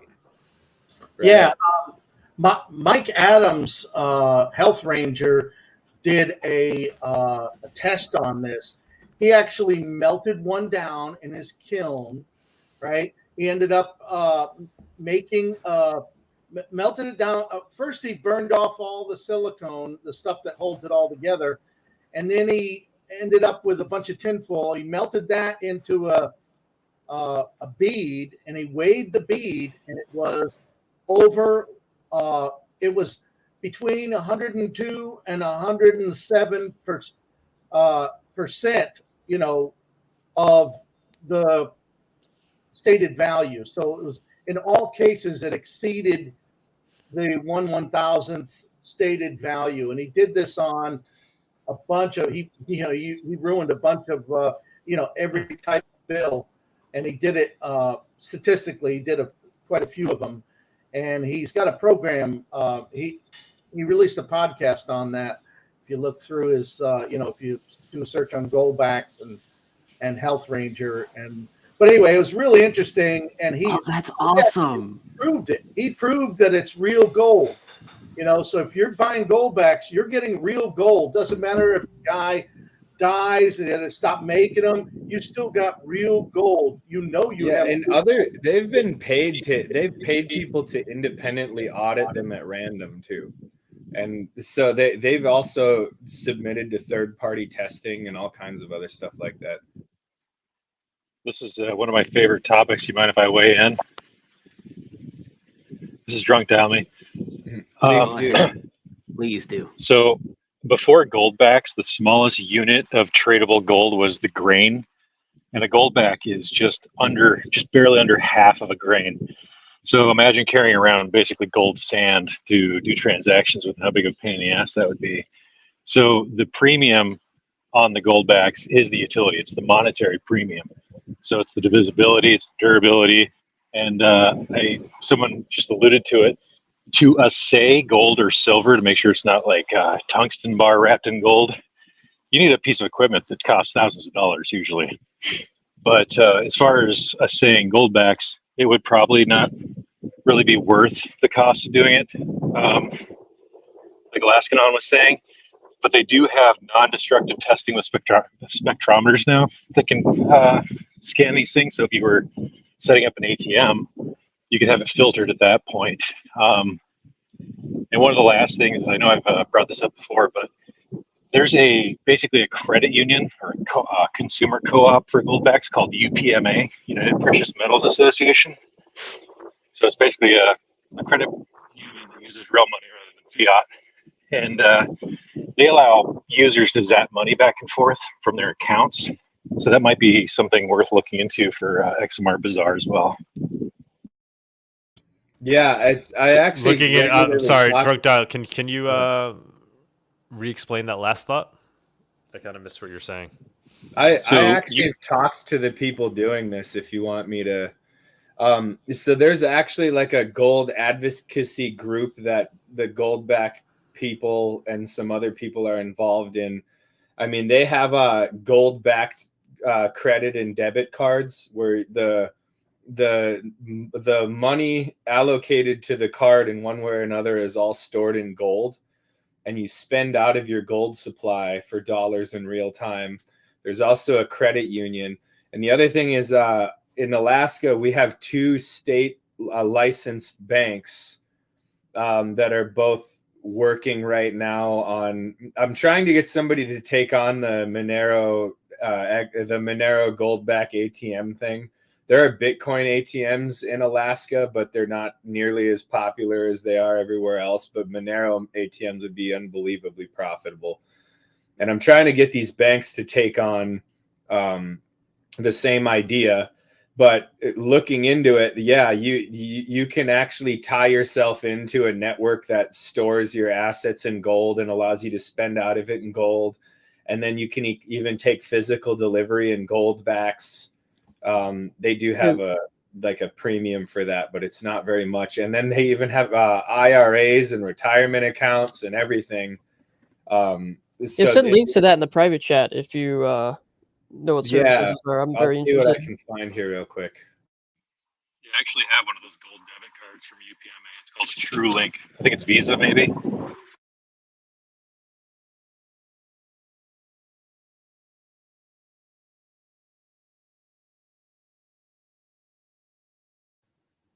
Dead air is bad. You can't have dead air. Incredibly valuable if I can just like spend that out of gold from like a card, because I like having money in gold, but obviously it's not quite as easy to spend. I like goldbacks though. Goldbacks are very easy to spend locally. There's another gold debit card called Glint. They're based out of the UK, I believe, but it's extremely hard to take physical possession of the gold. But you can't technically spend gold grams. I see. Yeah, if I can't physically take possession of the gold, then I don't know what the. The only thing that turns me off in the gold backs is the plastic thing, or else it would be really like perfect, like. Or platinum. Imagine you have like it's with the highest density. You just leave your house, go to the supermarket, drop something at the cashiers, and she recognizes, yeah, I don't know how much platinum, and that would be great. But that's well, the thing is, Blocker, the reason the goldback thing works the way it does is because of a very unique property of gold specifically. You can spread gold unbelievably thin. And when you hold a single goldback up against the sun will actually shine through it, and you can see the sun through the goldback because it's that thin, right? You can't do that with other metals. And that's one of the underlying and that's also what I was getting at about why it's so impossible. What's that? Okay, Chad, that. You'd like that? But the thing is other metals, and that's one of the reasons why counterfeiting a goldback would be so ridiculously hard, is because only gold does it. It spreads out that way, right? It's so you can make it so thin. And there's all kinds of like spectroscopy equipment that uses like single atom gold lenses and stuff. And they're just using the same premise for making the gold back, where you can spread it so thin and be so accurate with the weights and the measurements. Another thing that I would point out. How do I buy a couple of gold backs here in Germany? You can buy them online pretty easy. And you can buy them from Monero pretty easily. What's really cool about goldbacks right now is the way they're managing the politics of goldbacks is amazing. So they're doing things at the state level, and they're doing it with states that are already very pro gold. They're legal tender in a lot of states right now. And the thing is, it makes me sound like a hypocrite because I'm always talking about politics is dead, don't bother. But then I'm also saying like, yeah, Doug, go get them.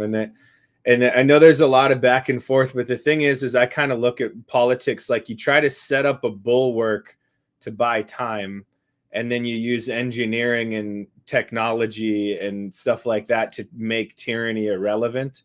And then I always talk about how apathy is one of the best defenses against the government.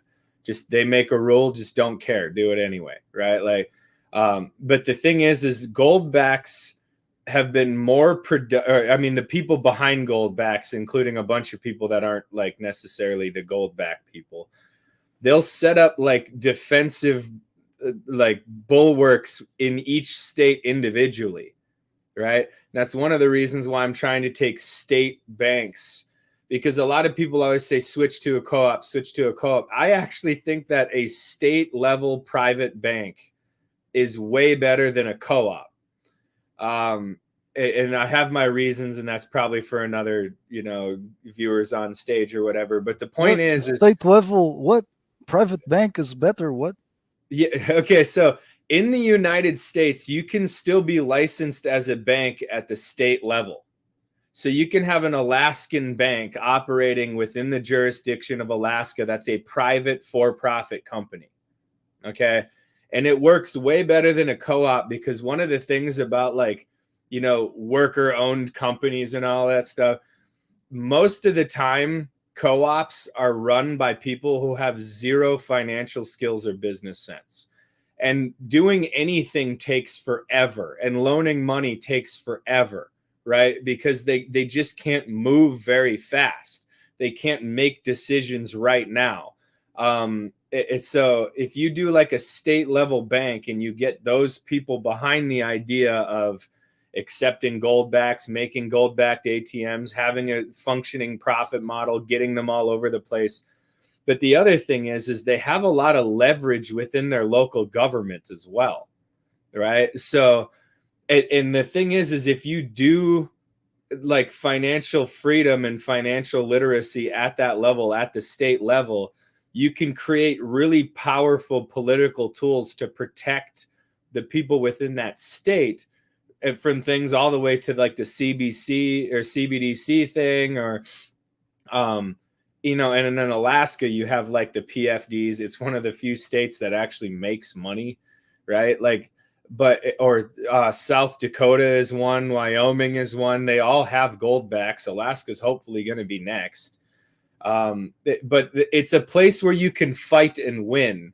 Having political battles at a state level, you can win, or at a local level, you can win.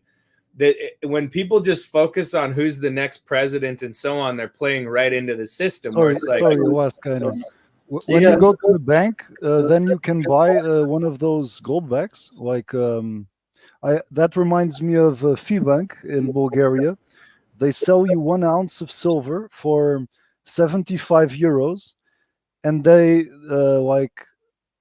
buying back. It's no, we don't really do it, but I really want to do it, I tell them. And they say, yeah, then it's 10 euros or something. So they don't really do it. Yeah. No, the key is you got to decentralize everything. Decentralize your food production, decentralize, education. I mean, the only way out of tyranny is decentralization. Crypto does a wonderful job of that. Monero does an exceptional job of that. But we got to take it in every aspect of our life. Decentralized, law enforcement. We don't need, some central authority that can be abused by, one tiny set of, tyrants at the top. What do you? Cue the I2P Second Amendment rant. No, please, no. Yes. Prancing's getting shut down. I just want to throw a thought out there. We need. It looks like he's back on now. Prancing, you cut out really bad. Do you want to try again? Well, I was just making a comment about the parasite class, because if we decentralize, the more we decentralize all aspects of our life, I think, that's where we will achieve true liberty. And if that's what, and it's not an American thing only. I mean, America had a good experiment going with the Bill of Rights, but everything after the Bill of Rights, went to hell in a handbasket, right? So, we've been, we're not following the original Constitution. So if we did, we'd be in much better shape. We'd be a much better example to the world. But unfortunately, we've become, really more of an empire. I'm learning that, there's we have to go on our own apology tour in a way to, because I mean, supporting sound money is probably our first step, because we're the ones that embolden the Federal Reserve and the petrodollar and all that. So, I'm happy to see all that crumble. But I didn't understand. In America, you can buy gold backs at the bank, or not? In certain states, in theory, you could. Problem is those banks don't have the liquidity supply of having lots of them. But there are 5 states right now that accept gold and gold backs as like a proper currency. Now, what they'll take it for is not exactly the same as the price to buy it. It's pretty close. But yeah, you can use gold back. I mean, you can use gold to pay your like taxes and stuff in Texas, for example. We're working on that in Alaska right now. But yes, there are many states in the United States that gold backs. Some of them will accept silver. We're trying to make an actual state bank, not like a state licensed bank, but a state bank in Alaska that uses silver as its denominations.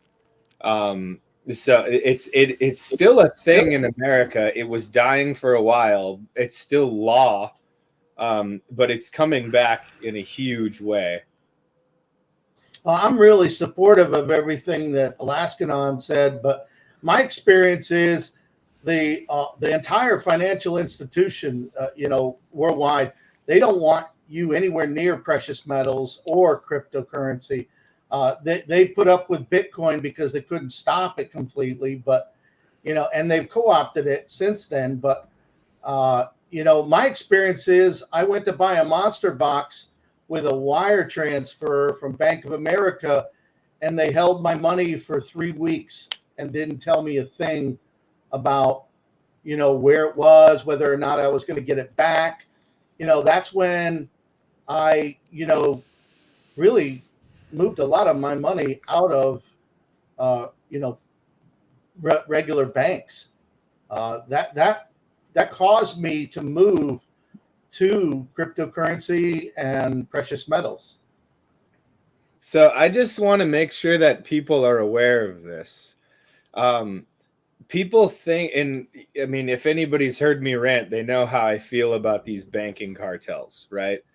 But you have to realize that just like futures contracts started out as something that was absolutely vital to the growth of the economy, banks also were at one time, and there still are certain levels where they are vital to the economy.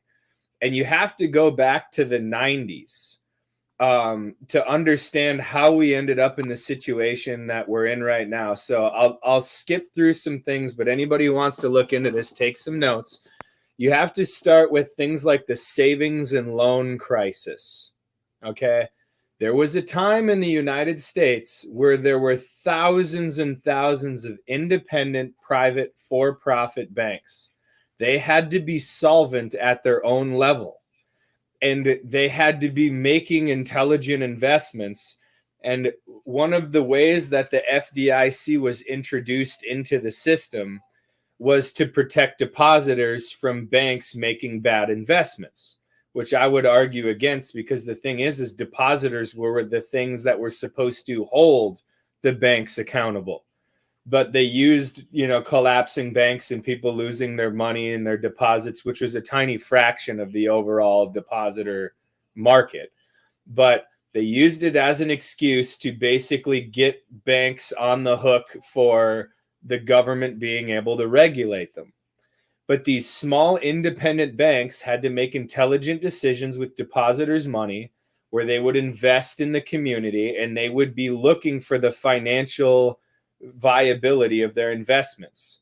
And they would borrow money to people who are likely to become a profitable business, and they would incentivize that business then making deposits into their bank. Okay. And they had to operate at a much larger reserve. So in other words, they had to keep enough money in deposits on reserve to float bad investments. And they also were accountable to their depositors to share the wealth and the interest that was grown. So banks used to serve a very vital purpose way early on, and it worked. But then during the savings and loan crisis, certain powerful banking cartels, mostly surrounding the Federal Reserve, used it to create these banking mega corporations. Citigroup was one of the first ones of these banking cartels.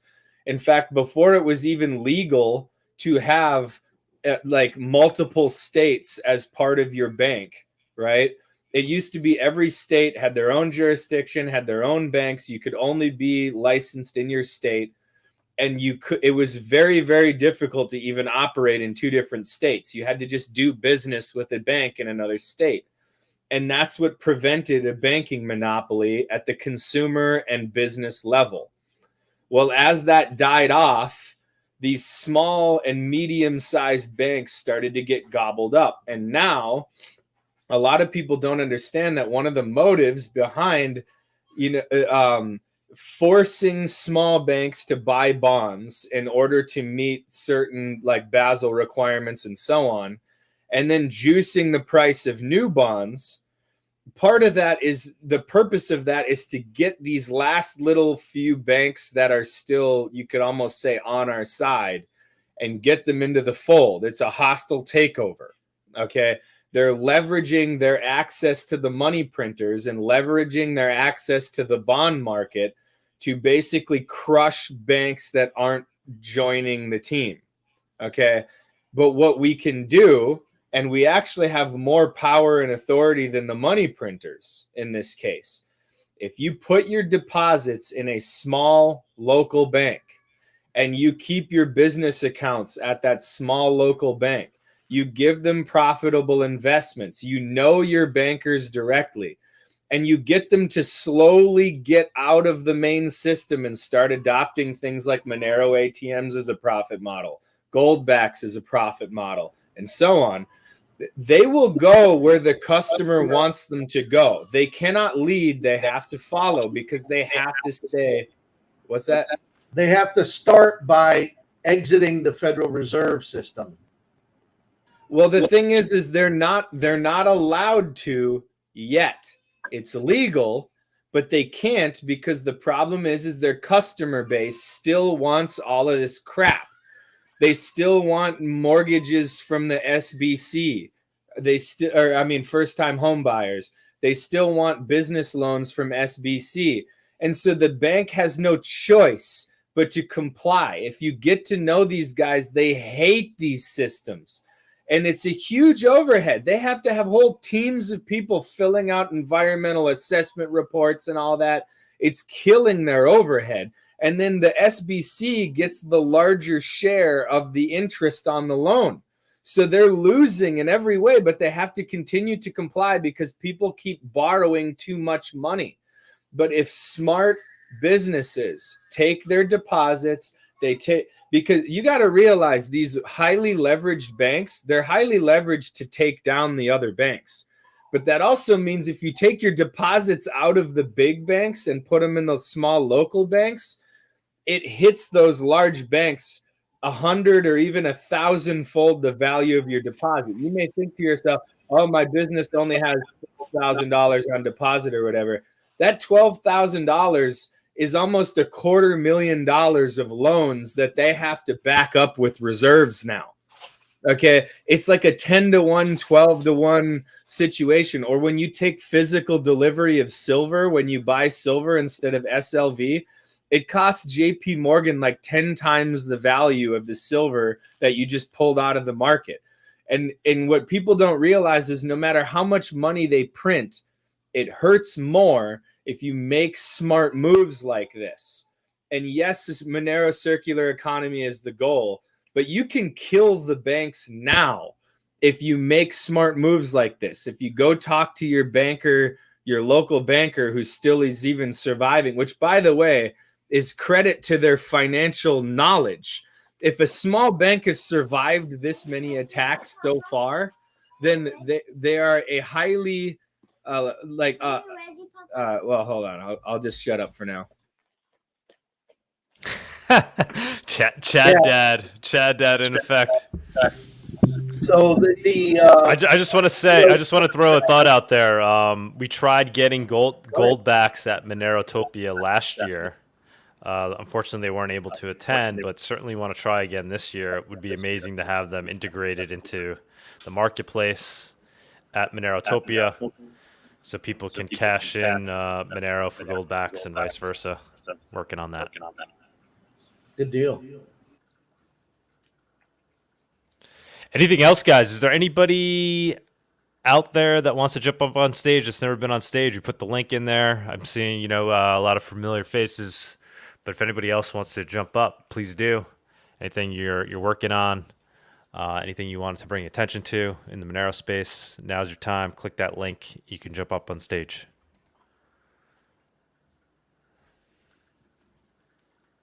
I have an announcement. I'm not a new person, but no one's really mentioned it. I thought I would hear it in the dev report. Haveno has just entered basically mainnet testing. They're releasing 1.0. So they're actually testing mainnet now. Yeah, no, I think that was mentioned. That was mentioned in the dev report. It was in the dev report, and we mentioned it at the beginning of the show. I missed it. It's the binaries haven't been released yet, but the actual source code is out if you want to compile it. By the way, somebody's got an echo. Trunk dial me speaking from his space station. That might have been me, actually. Bawdy, I have a question for you. That graph of the reverse repos, I don't understand. Is it crashing to zero soon? And what is that relationship with the treasuries, the world assets, and the dollar, which is the world currency? Thanks. Yeah, so the reverse repos really came on the scene in 2021. They started rising right around the summer of 2021. What it is institutions putting money with the Federal Reserve overnight.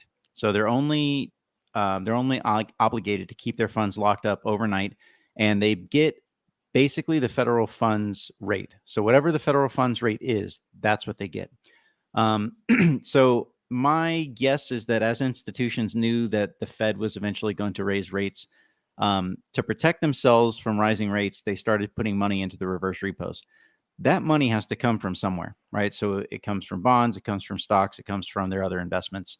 And so it was correlated, and I believe that it was correlated with the bear market because that was money coming out of these risk assets that had pumped massively on leverage and money printing. And then the stock market started to peak out in 2021. The Fed started talking about raising rates.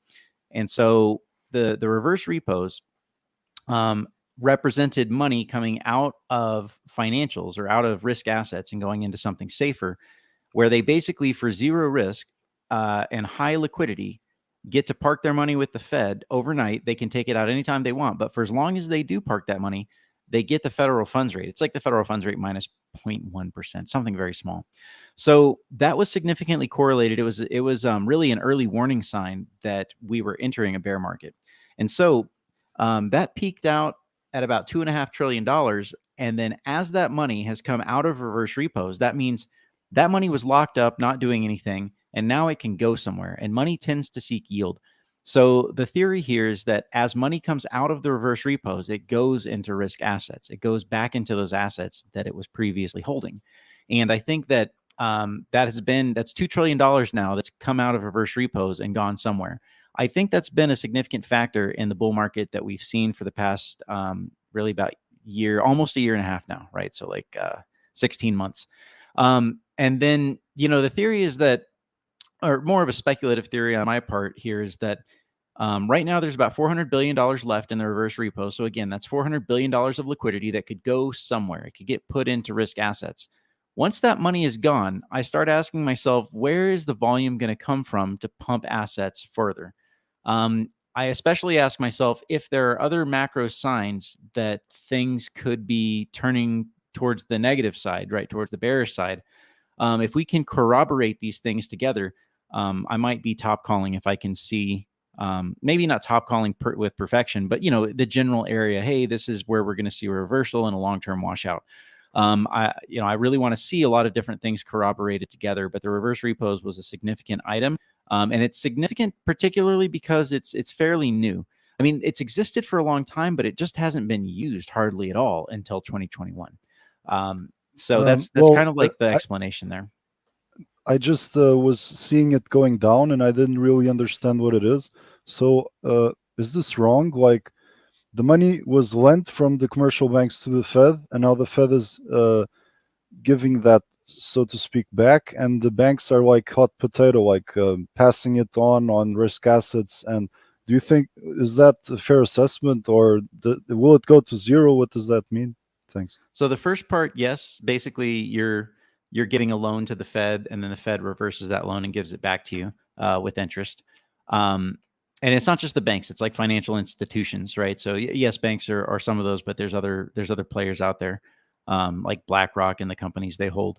But in the second part of the way you characterize it is sort of a hot potato. I probably wouldn't characterize it that way as a hot potato. It's more like, it's just that they have investable cash, they have investable money, like any hedge fund, like any financial institution. They want more, like all us, right? Who doesn't want to have more money, more spendable cash that you can buy real stuff? So I wouldn't necessarily call it a hot potato. I would just say that it's money seeking the best yield that they think they can get.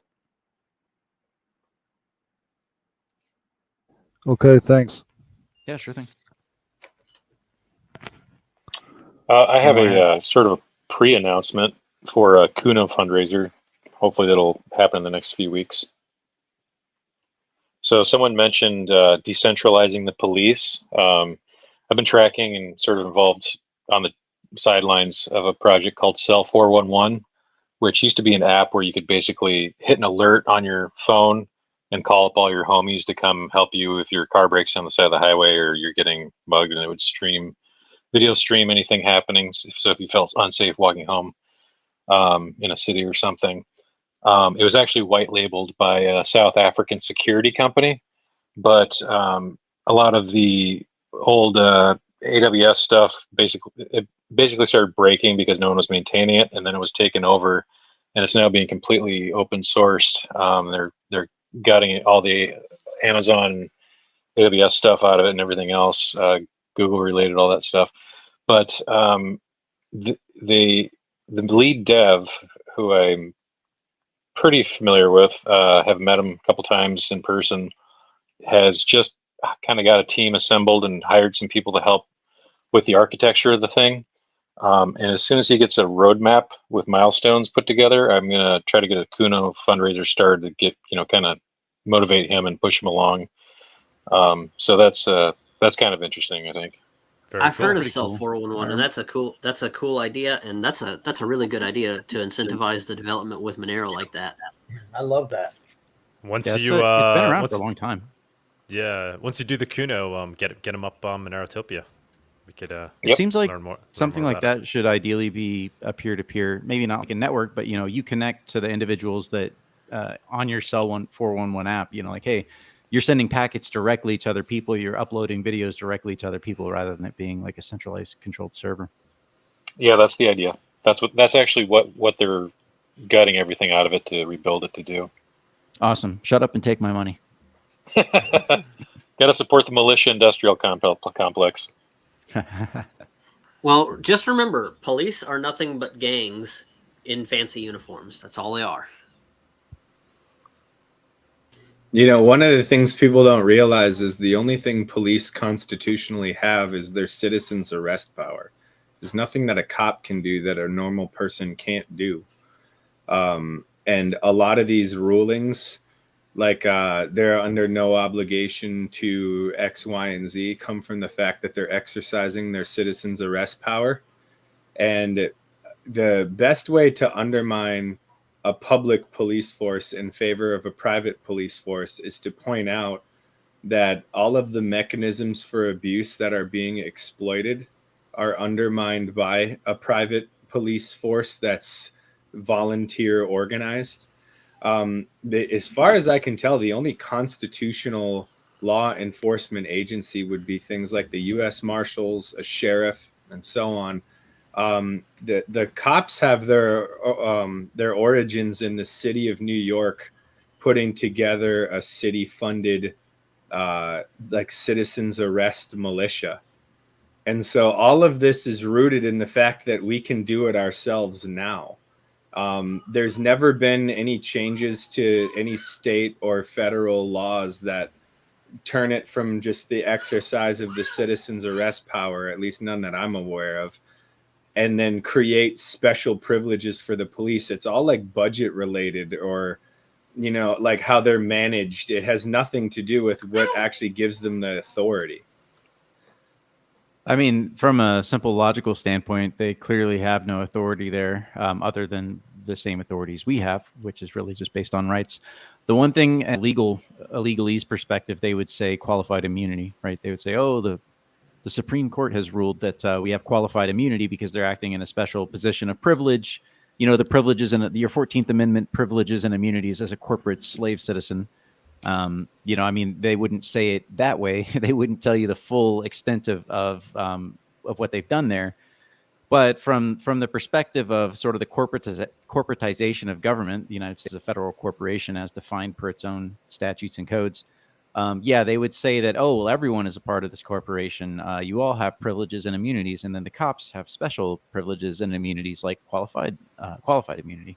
But no, I mean, in terms of everything else you're saying, like 100%, like to replace the cops with just a private volunteer and or private security teams, like suddenly they don't have that qualified immunity anymore, and all of those abuses go away because they're prosecutable. They're personally criminally liable when they do bad things. With the construction of a few guillotines too, we can really add to the incentives of going back to natural law and natural rights. Somebody said careful commenting I on that. On my avatar is isopropanol, and I wanted to say sorry to I2P in a humorous way because he was, and I said, you don't need so many guns, but I think you need perhaps, and then I'm still incineration if you fall from yourself, or explosion of yourself after you fall. I'm still divided between those two, but as a Monerian, this is not legal advice. No, it's just like in the future when they talk about some possible upstanding of the Monerians. Oh no, another Monerian incinerated himself. So one of the things that I always tell people is those who do not own guns should advocate for the Second Amendment extremely strongly, because if the premise of your argument is that somebody who has guns is going on a crazy killing spree, well, guns are the best way to prevent collateral damage. No, what I meant is if they come, if they come through the door and gonna tell me I'm gonna become a Uyghur, that's what I meant, sorry. Well, the thing is guns prevent collateral damage, because if some individual, in some remote location decided to go on a killing spree, if they have to use explosives or gas bombs or whatever, then everybody's going down with their enemy. But if they're using guns, then only the targets are going down. So if you consider yourself, a non-threatening individual citizen of your Orwellian nightmare state, well, ideally you would want whoever the target is of the insurgent to be the only person that dies in the interaction. And no, I was representing the thing of well, this goes into the mining and that we are data miners and we will shine forevermore. And that's in the context that I said it. And I mean, if you incinerate yourself after you fall, that's the point. Explosions will have collateral damage. Yeah, I guess incineration is better. Drunk. You muted yourself in the middle of the sentence. Can you start over? I was waiting for Drunk Dial Me. He was going to say something.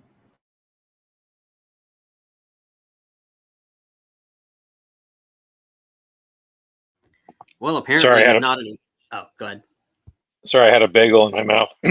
Yeah, I was just going to say the Cell 11 tool, the app, it does dovetail exactly into the Freedom Cell network and the idea they have with like 8 people per Freedom Cell. Each Freedom Cell can kind of affiliate into a supercell of 8 cells, etc. But it's actually perfect for that.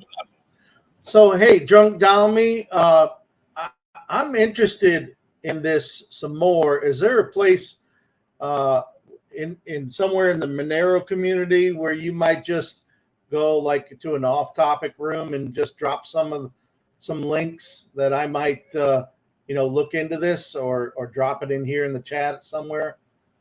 Yeah, there's actually a dev channel on Matrix. I can drop that to you. Reach out to me. Reach out to me. So put your in the private chat.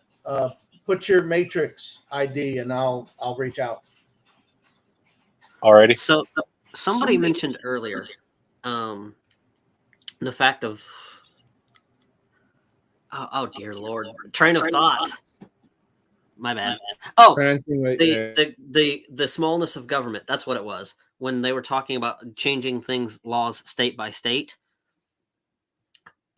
That's why I've said that the United States should actually completely break up into 50 different nations, because you can influence things on a state level, because the furthest people are away from you is a couple hundred miles. In DC, they're thousands of miles away from, say, Californians who have no control over what's going on. So if their representatives and their state leaders or their country leaders live 200, 300 miles from them, they can get a lot more done a lot easier. It's also very convenient to have all the power concentrated in one spot for all the special interest groups, which are all the globalists and the billionaires and trillionaires or whatever.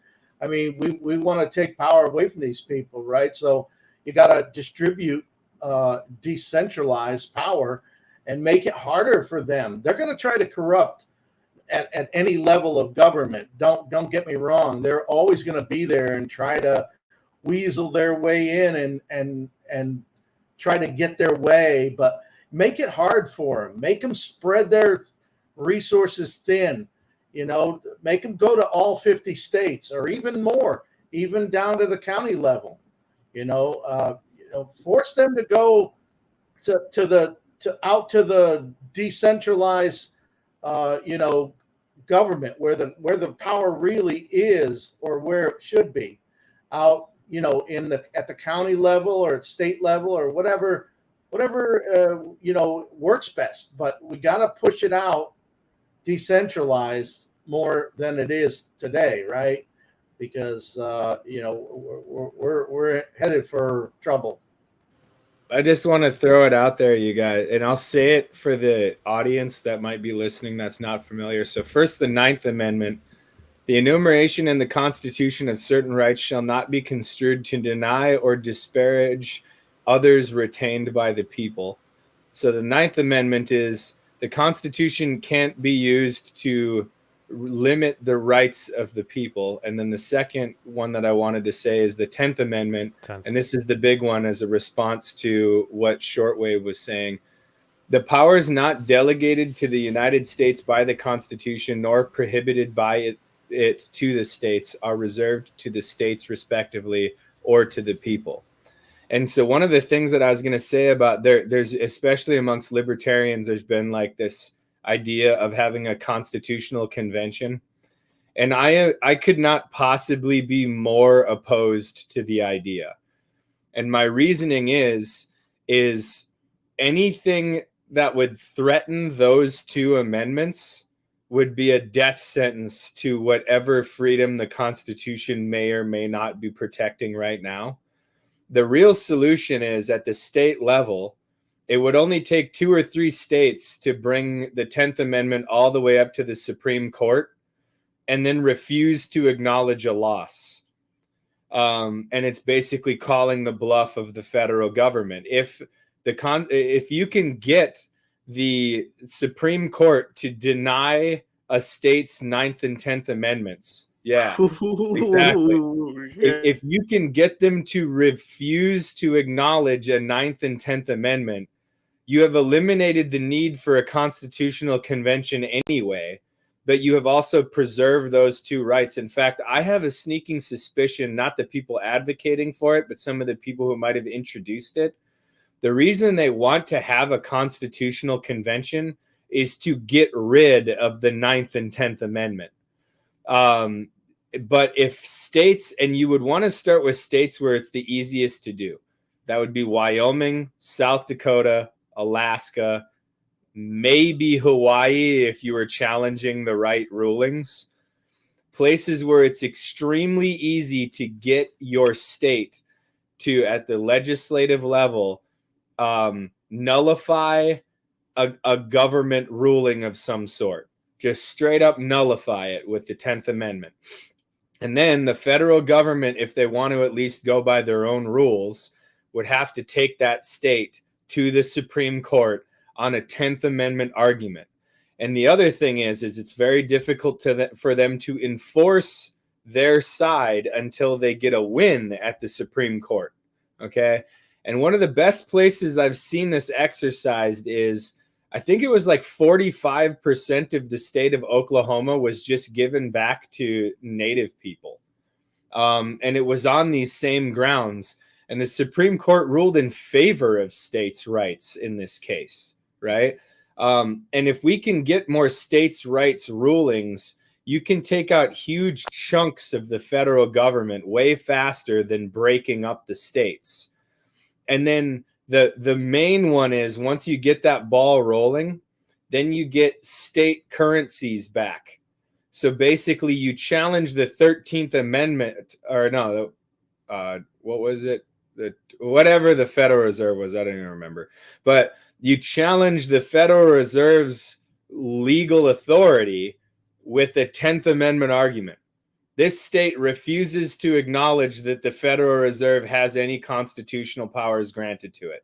Or this state refuses to acknowledge an income tax, and we will be arresting anyone who attempts to enforce it within our jurisdiction.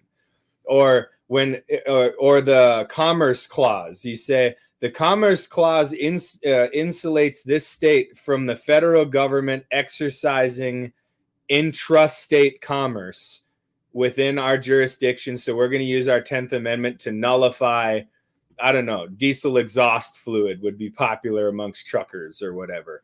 And then you could even go after corporations that are obeying that law within the jurisdiction of your state.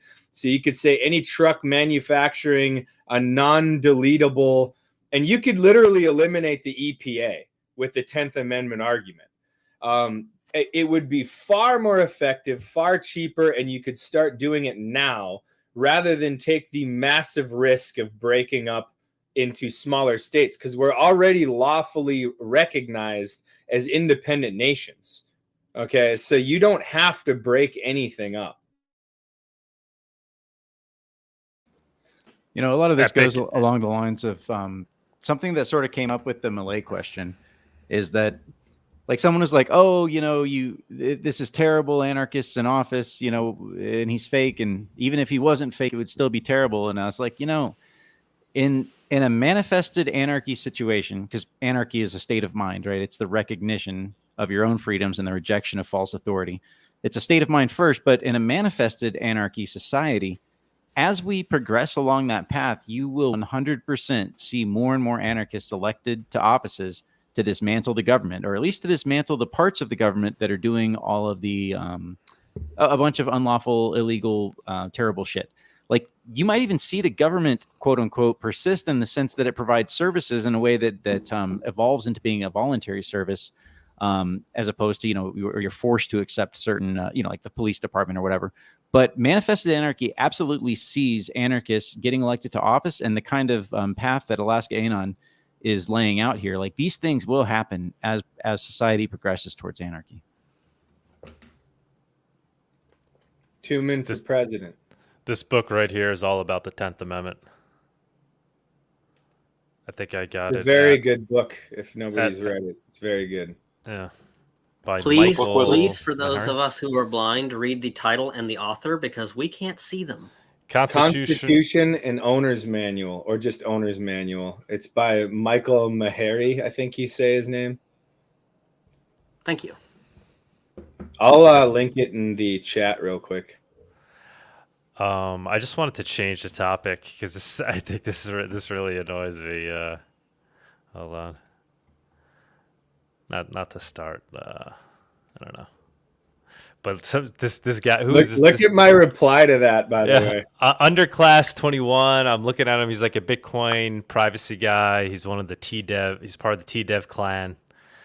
The day that Luke Parker publishes his proposal for the path towards implementing full membership proofs on Monero, this fucking idiot is posting this and like trying to diminish Luke. I don't know, suggesting that I don't know what the suggestion here is, that Again, Monero people aren't base. I'm not really sure what the suggestion is here, but typical Monero dev with the picture of Luke. That was from MoneroCon. Luke was trying to make a funny point. He dressed up like a maid to say that he's a servant of Monero. But these fucking Bitcoin privacy T-Dev people are just like the hypocrisy. Find my comment on that. Just saddens me. Not for self-promotion. Douglas. Yes. I can put one on top of that. I'm sorry. Go for it. I shouldn't, but I don't here's Alaska. With such a masculine Giga Chad beard, he had to quiet the masculine energy a bit as to not intimidate nerds from ETH, Zcash, BTC, etc. I have to do the same just to get growth. It's like, how much you want to bet if it wasn't some like CGI, pretend like this guy is totally the fucking secret militia of freedom or whatever. You just know that he's a total loser. You know what I'm saying? And it's like Luke Parker, like, who is like king of nerds, dude, he's just got like this full-blown masculine energy, super confident. If you've ever talked to the guy in person, he just don't give a fuck, right? Like, he's just a badass. And then this guy, like, whoever the hell he is, you just know.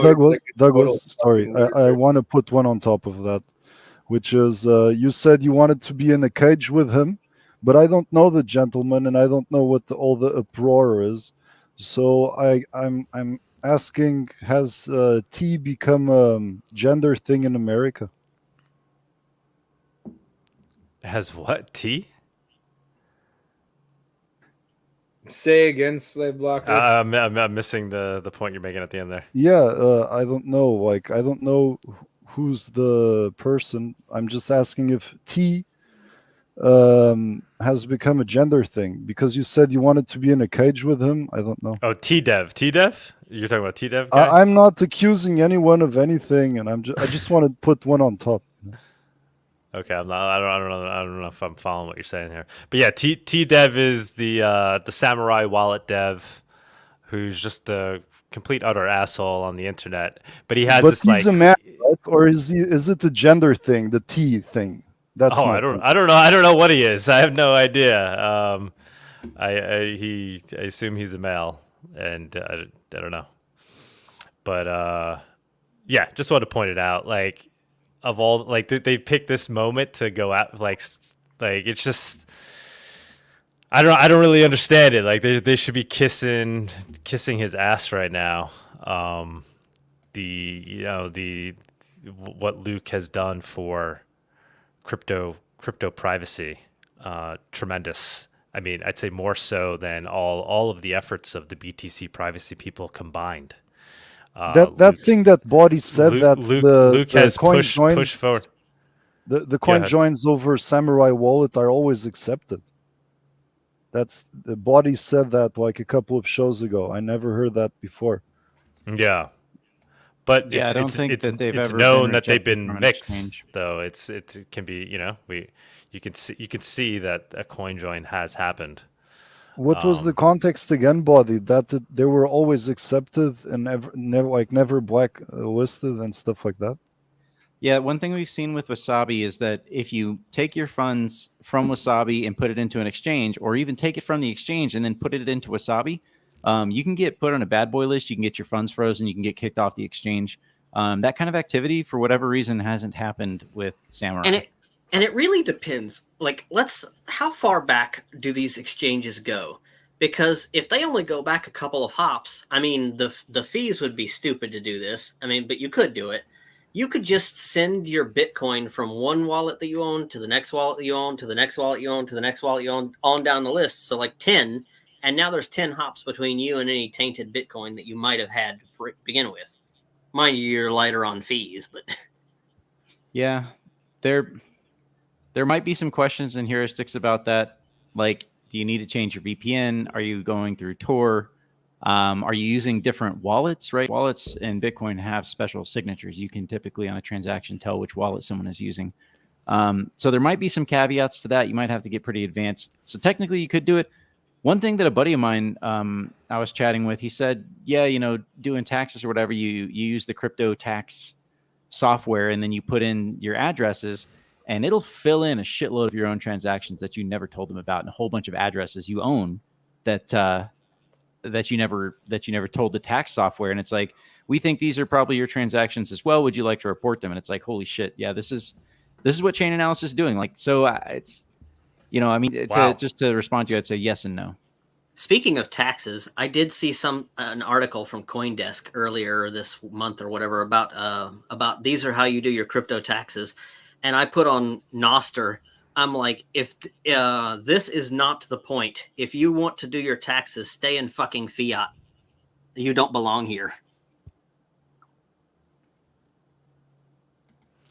I will say that Monero Talk LLC does do its taxes.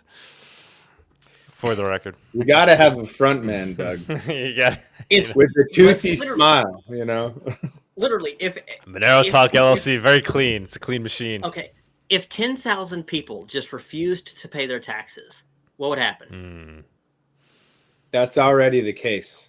If 100,000 people just refused to pay their taxes, not going to do it, what would happen? 230 million Americans did not do their taxes last year.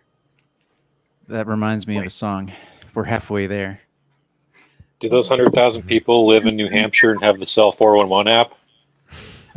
Probably, because New Hampshire is probably the first state that would do something like that. It's millions. There are hundreds of, like, literally like 200, 150 million people. Like 50% of people don't file taxes. Don't do taxes? Wow. It's a shitload of now, people. some of them are not lawfully or legally, I should say, obligated to do their taxes anyway because they're under certain thresholds. Well, right, but still, but definitely not all of them. A lot of those live in Alaska and have made sure that they have the appropriate bullets for whatever equipment the IRS has recently purchased. Why do they say that? Not gonna name any names. Why is the thing death and taxes so huge of a well-known of a saying if only 50% of people file taxes? It's all part of that illusion I always rant about. The illusion of, like, the enslavement is almost entirely illusory. Actually, I was just talking to a farmer guy that I was trying to build into this big farm co-op yesterday. About just the absolute incompetence. I know Bawdy can speak to this. Anybody who's been in the military, the competent people usually last one contract and they leave. Unless they're prone to corruption, then some of them might stick around for, moving up the chain or whatever. But if you're afraid of your government, you have not worked for them long enough. They are so unbelievably incompetent, it would blow your mind. Like a lot of people who are, for example, I was in the army, like your typical soldier can't do math on a calculator. Okay, like your typical soldier, all they care about is paying their college debt. And just remember, they were dumb enough to go to college, and usually not even for anything that, like, at least the paper might have some value. It's like, I went to college for liberal arts and I joined the military in order to pay my college debt, and I don't even like the United States. Oh dear And God. they have absolutely no loyalty to the United States anyway. The minute the bullets start flying, they're not going to show up. And keep in mind, this is the same military that's like all about trans rights and whatever. And it's just like the level of, and by the way, it is true that the United States still has the most competent military. If you think the US is bad, it's so much worse. The desertion rate in China just to go into the Himalayas was like 97%. So they actually deployed to the border of India for a small incursion and had a 97% desertion rate because they didn't want to climb a hill. Okay, like this idea that the militaries of the world, they're so funded, it's like, yeah, it's a slush fund for trying to tank Monero prices. It's like the level of competency in the militaries and police forces of the world are just jaw-droppingly incompetent. And the other thing is people say, oh, they injected $87 billion or whatever it was into tax enforcement and crypto, and they just added a bunch of private police and they bought all of these guns. It's like, so what? Anybody who knows how to use a gun will tell you that it's not like you just buy guns and hand them to somebody and they're going to outshoot a trained individual. Two highly trained individuals with a decent firearm, I'm telling you, it doesn't matter how many incompetent IRS people they throw at they're feeding them to the wolves, people. Like, there's no way they are going to go out and enforce these tax policies on a large scale. They're just never going to be able to build up that level of competency. Some epic Alaskanon rants today, I must say. They outspend us like 1,000,000 to 1, and yet all we have to do to thwart those $87 billion of tax agents is send a Monero transaction. Exactly. It's like a 10,000 to 1 price overhead to enforce these policies. And the other thing is like my conversion rate for like police or IRS people or tax professionals is above 50%. Like if you just talk to them like human beings and explain to them how you see what's going on, like they're not willing to stay part of like the dark side or whatever you want to call it. They hate it as much as you do. And it was the same thing that I was saying about banks. It's like most bankers hate these policies. You know, they hate the latest Basel III. They hate having to buy into bonds. They're being forced to do it, right? And the thing is the harder they push these people to comply, the faster they're going to come to our side. We just have to make sure that there are people doing the evangelism work. We have to make sure that the people developing the back end are funded, like what Luke's got going on and all that. We have to make sure that we are ready and waiting for a better system when they've had enough.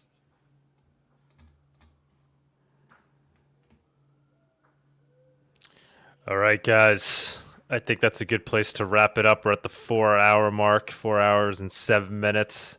With no guest segment. With no guest. Well, I got a couple of rants, but... You got a couple more? Jesus. I got a couple. I'd say maybe save it for another day, Slave Blocker. Okay. How about just his favorite one? Just one really good one. Give us your favorite one. Kind of summarize. Okay. So I wrote this down on IRC. This is to Mr. Sir Sabelnikov and to Severnhagen. It's a conjecture. The last time I told this, it was rather emotional because I am biased, because I love mining. mining is the pursuit of knowledge. So I'm always going to be a purist of proof of work.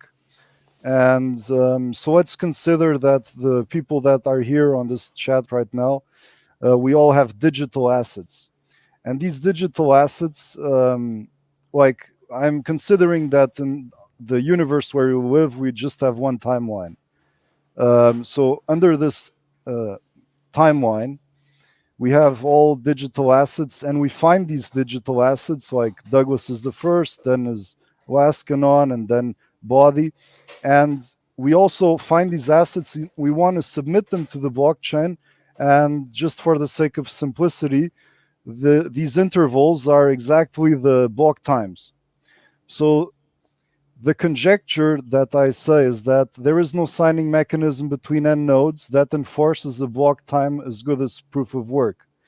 And that is a subtle argument, because the first argument is that there is no cost for mining the block. And I don't even know how it works, if they propagate the block itself, or they find it through torrent, or they do whatever. They meaning the staking algorithm.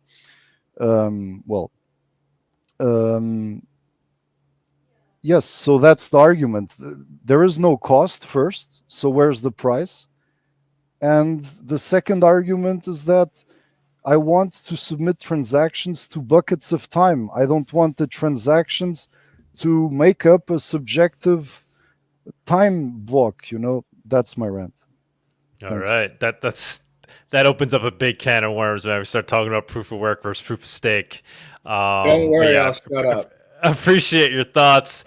We had a fantastic Monerotopia panel on that subject, but I know you're bringing it up because we had Andre on Monero Talk, and he was talking about how they upgraded Xano with the private proof of stake.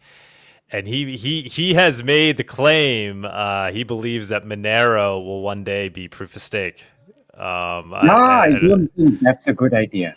There we go. Here we go. He explains it does make sense, but let's not go there. Let's not open that can. We'll save that, guys. You have to attend Monerotopia if you want to hear that discussion. We'll save that for in person. Anybody who didn't watch the two shows, you've got to watch those two shows. They are amazing. End it, Doug, before we descend into chaos. Prove that conjecture. And if you are trying to make a centralized version of making the pre-images somehow, if you're making proof of work, the argument will be if it is a hybrid system, that you create the buckets of time, you create the buckets of time with proof of work, and then you better it. Because the argument is, 10 blocks times 0.6, even if I have 51% of the hash rate, I'm going to say, this is a golden goose. I'm not going to destroy it. I want 6 million Moneros. And what about your cousin? Did she turn 21 yet? You know what I mean? Proof of work is the thing. There must be a cost to stuff, or else there's no point to it. No, my instinct is to agree with you. But yeah, just don't shoot the messenger, right? I'm just telling you what Andre said. I think Monero will be always proof of work. What? I didn't hear. What? I just said my instinct is to agree with you that proof of work is needed fundamentally. Tux, let's take it away. Let's close the curtain. All right, guys. Thank you so much, everybody. We do these shows every weekend, every Saturday at 11 a.m. Eastern. See you next time. Thank you for joining us on this week's Monerotopia episode. We stream live shows every Saturday at 11 a.m. Eastern. You can find and subscribe to our show on YouTube and Odyssey, or listen to the podcast on iTunes, Spotify, or Stitcher. Don't forget to follow us on Twitter or join us in the Monerotopia